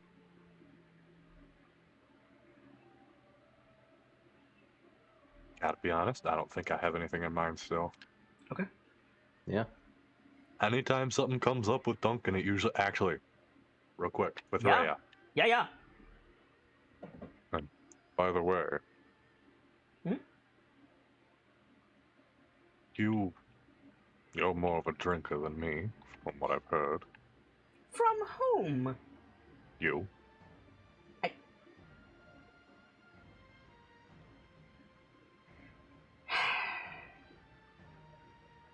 I presumed it was common parlance to offer someone a drink after saving your life.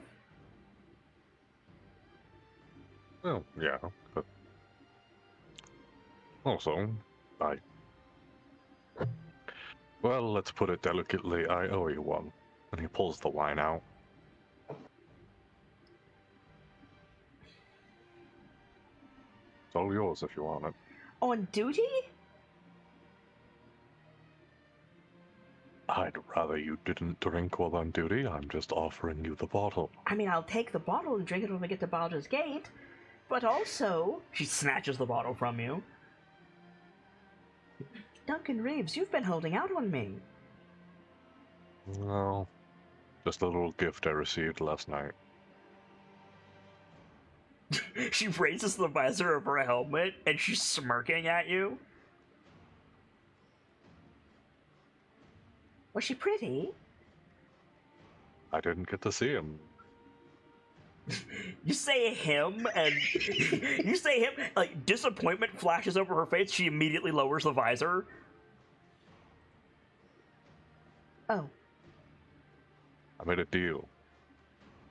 Apparently. Those God. Those bandits. You were with. She she makes a noise that is amplified by the helmet. It's somewhere between indignation and inability to repress surprise when you say bandits. I'd call it their leader, but one of them that got away came to us and, well, we were called to him.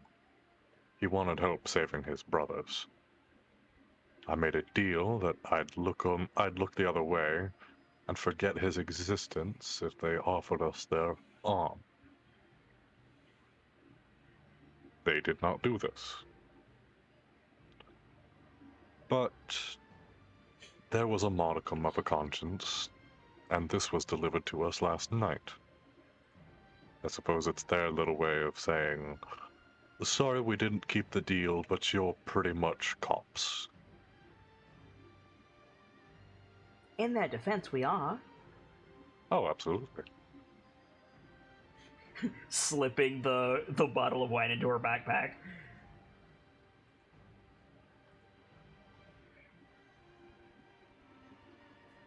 So, this is terribly awkward, and I would very much like to talk about anything else, so forgive me for the abrupt topic change. Do you fish? Gestures at the river with her head. Me, not often. Tordek is dying. I know where this is going. I love it.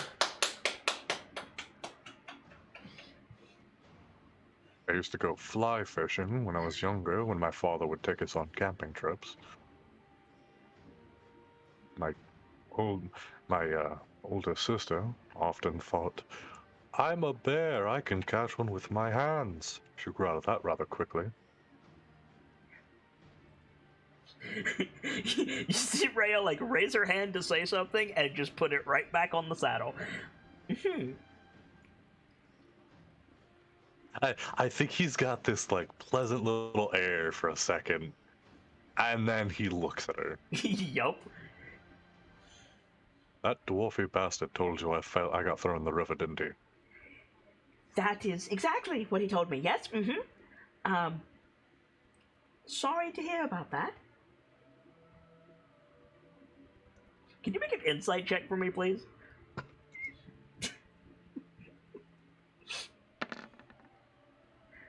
Rhea is steaming in her armor, and you're not sure why. You quite alright. I am perfectly alright. Would you mind? I think I want to change patrols with the quartermaster.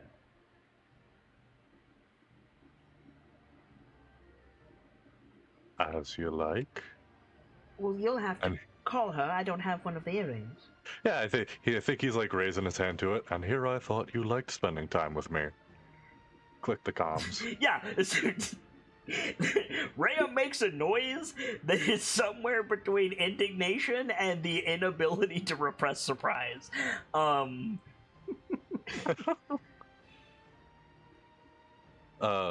this is perfect. Now Denke can talk with Rhea. Yeah, right. So you call Calendria, and what do you say? Master Sergeant, you'll be swapping patrols with Captain Rhea. Calendria goes, "You mentioned your older sister, didn't you?"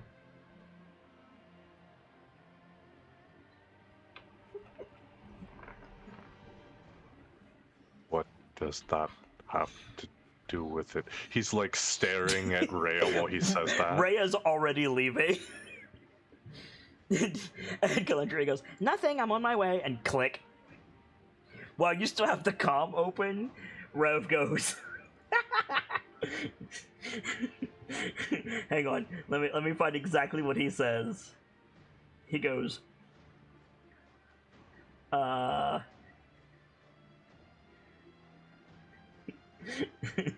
in your own voice, you hear, "Right, if you're certain."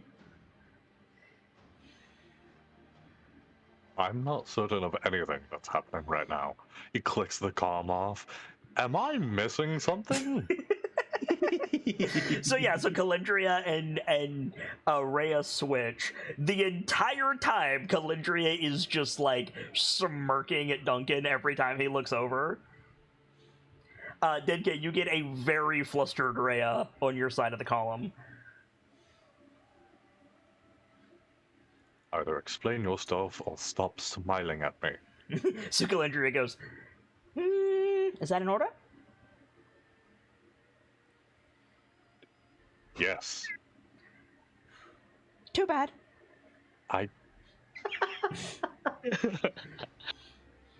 What are you going to do? Demote me? You are far too smug for your own good. You alone with the captain? I have every right to be smug.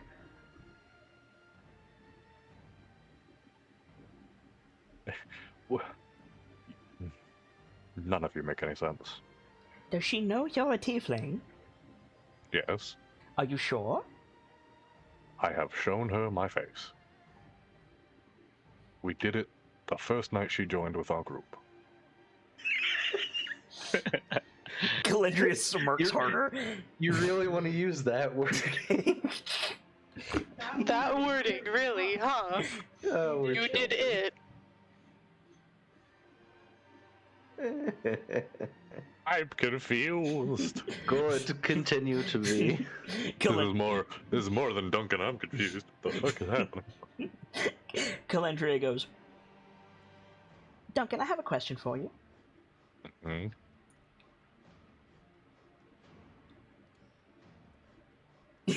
And we crossfade before she asks her question. So sit on that. Denke, you have flustered Rhea joining you. Have an eventful morning, Captain. You might say that, Lieutenant. A strange morning. Ever since watch, really. Do tell, perhaps I can be of assistance.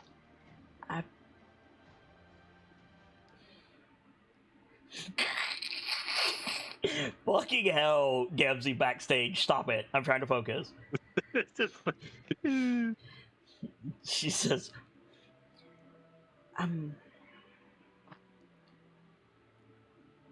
well, very well. You may pick the topic. We can discuss the eccentricities of Captain Reeves, or we can discuss the miasma of my own consciousness.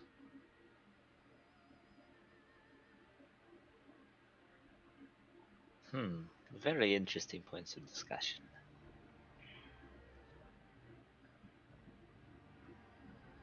I think first I would like to know more about you and these eccentricities. Well, let me preface this by saying that Sergeant Goldfury has cleared me for duty.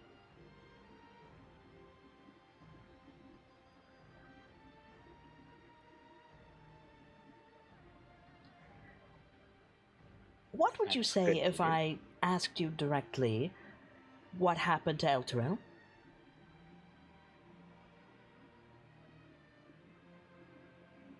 I would say, to the best of my knowledge, Elturil disappeared.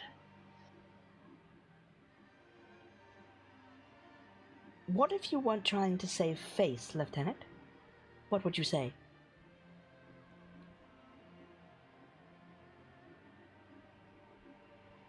I'd say that it is elsewhere. And if I said the obvious choice was to go to Baldur's Gate, what would you say?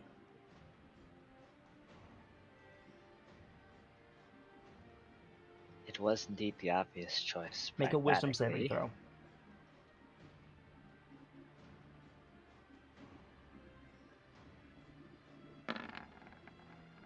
You also feel the same thing that the others are feeling. That strange pull off elsewhere and the strange pull towards Baldur's Gate.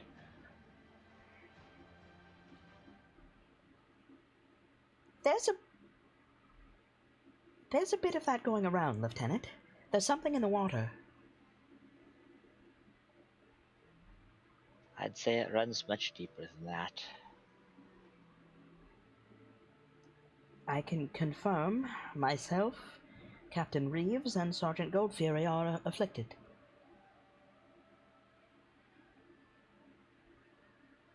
Well, that seems to run in line with my theory so far.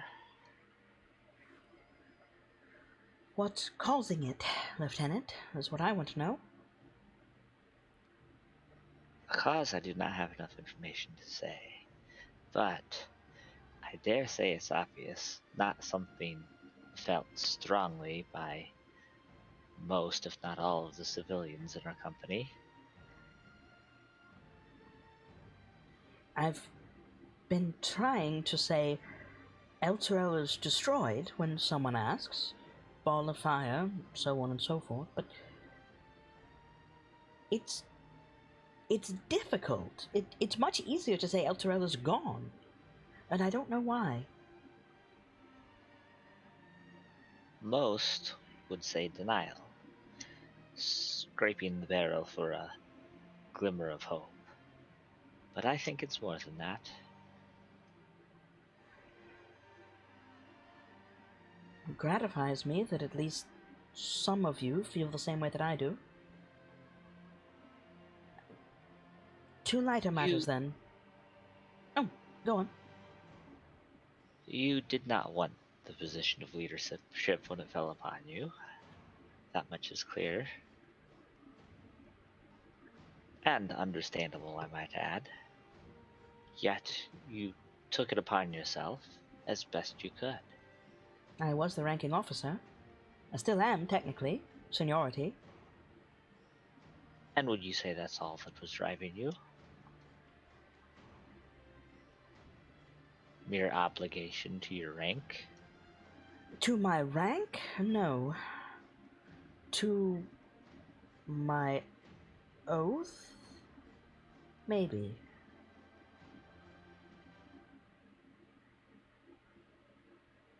I dare say it was more than mere obligation.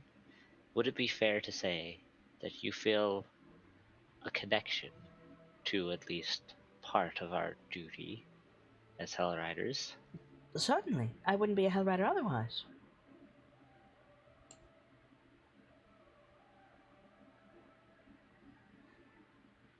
I think that helped you push through the many misgivings and other feelings that you may have had as a leader? I'm not a leader, Lieutenant. At least I don't want to be. I am a captain because of outstanding service indeed, not because I strive for the council or even leading my own detachment. I think he nods understandingly. I'm a strong sword, and I set out to defend the people of Elturel. And circling back to the original topic, I still feel that these are people of Elturel, As do despite I. all evidence to the contrary.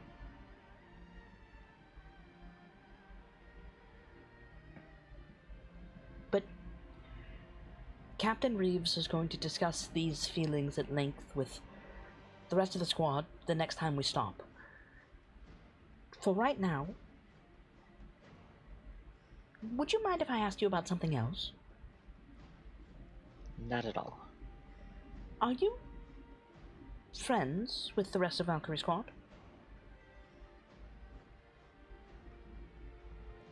Friends would be a strong word, I'd say, but more accurately, it could be said I'm close to them all.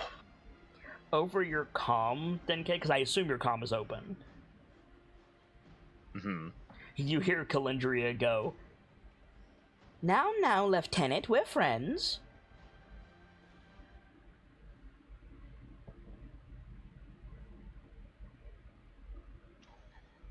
Well, the Master Sergeant at least seems to consider me a friend. Would you mind? And she taps the side of her helmet where her ear is. She's like, would you mind? I'd rather not be overheard.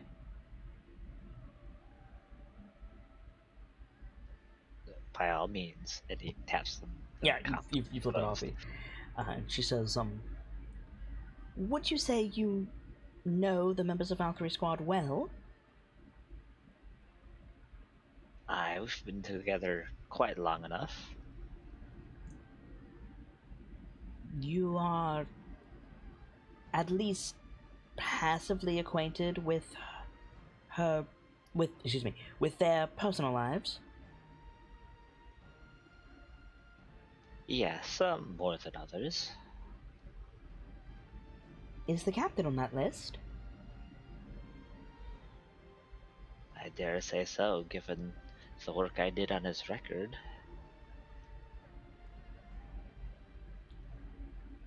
Does he favor certain individuals over others?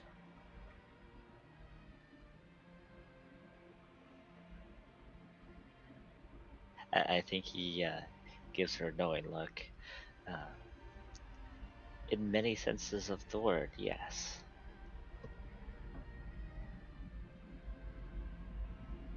Often finds himself in the company of the roguish sort, then?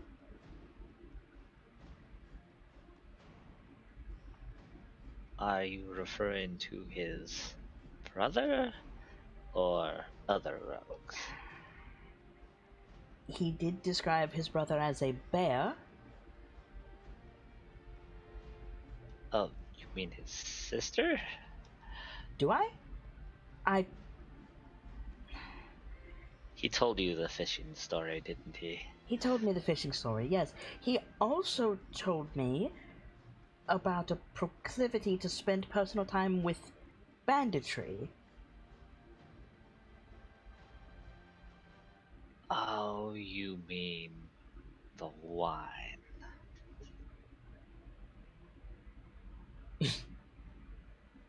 I mean the wine, yes. Oh, he probably in his usual manner did not explain circumstances very clearly. I pass no judgment, Lieutenant. It's just I didn't expect him for the type. It was a parting gift from. That he said as much. I have to refresh my memory. Who all was with there when he made the deal with Crane? Was that all of us? No, it was no, because Kalindria and Denke stayed back to keep an eye on the civvies, and then you all rode out.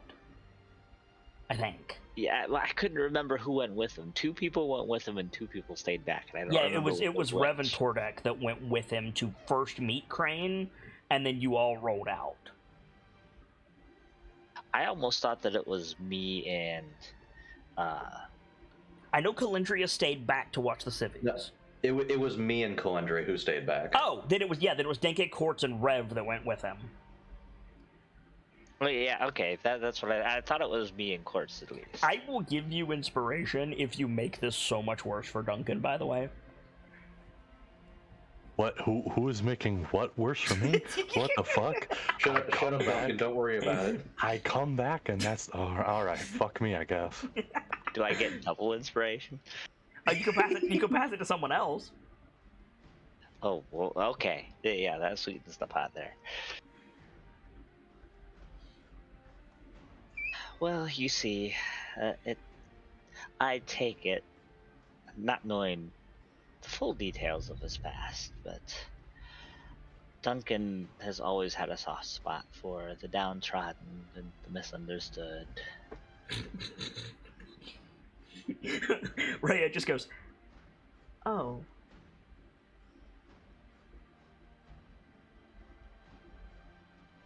I suppose, being the son of a senator, he's more interested in differences than similarities. That makes sense to a degree. It's come up previously, then. What the fuck is happening? I will explain it to you backstage. Yeah, we'll explain it after the show to you. I'm not normally this dense, but what the fuck? We will explain it to you after the show, my guy. It's fine. Oh, well, I wouldn't say there's a lack of similarities if you look at the right angle. True. They are very alike in some ways.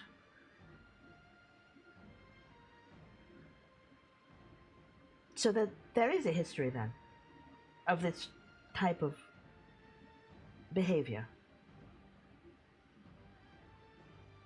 In a manner of speaking, I don't know that it was always this way, but as such happens in life, people learn about themselves and grow. Fucking take inspiration.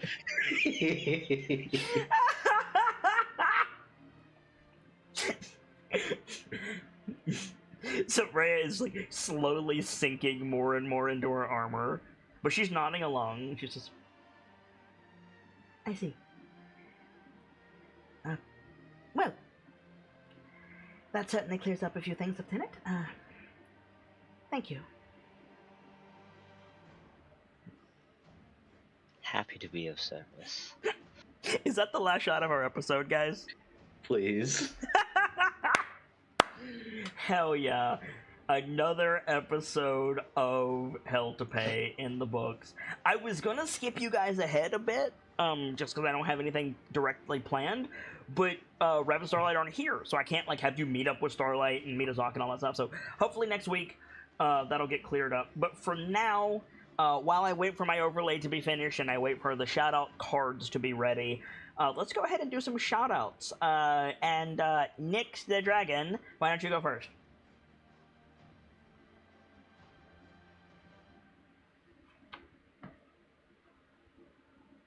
Hello? It took me a while to be able to mute because my phone wasn't working with me. Ah, But also, heck you. come on.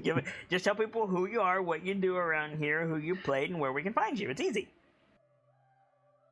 Hi, I'm Nyx. I'm an artist. There you go. Hi, Nyx. You can find her around the shrine and also at my house because she's my wifey. Hi. Hi. Denke. Hello, my name is Sir Squeaky. I'm a keeper in Kids Community. I enjoy lore and storytelling of all sorts. You can find me around the shrine or contact me in DMs. Gamzelis. Ladies and gentlemen, my name is Guy Gamzelis, the bard of heroes, the teller of tales that need to be told, and there are a lot.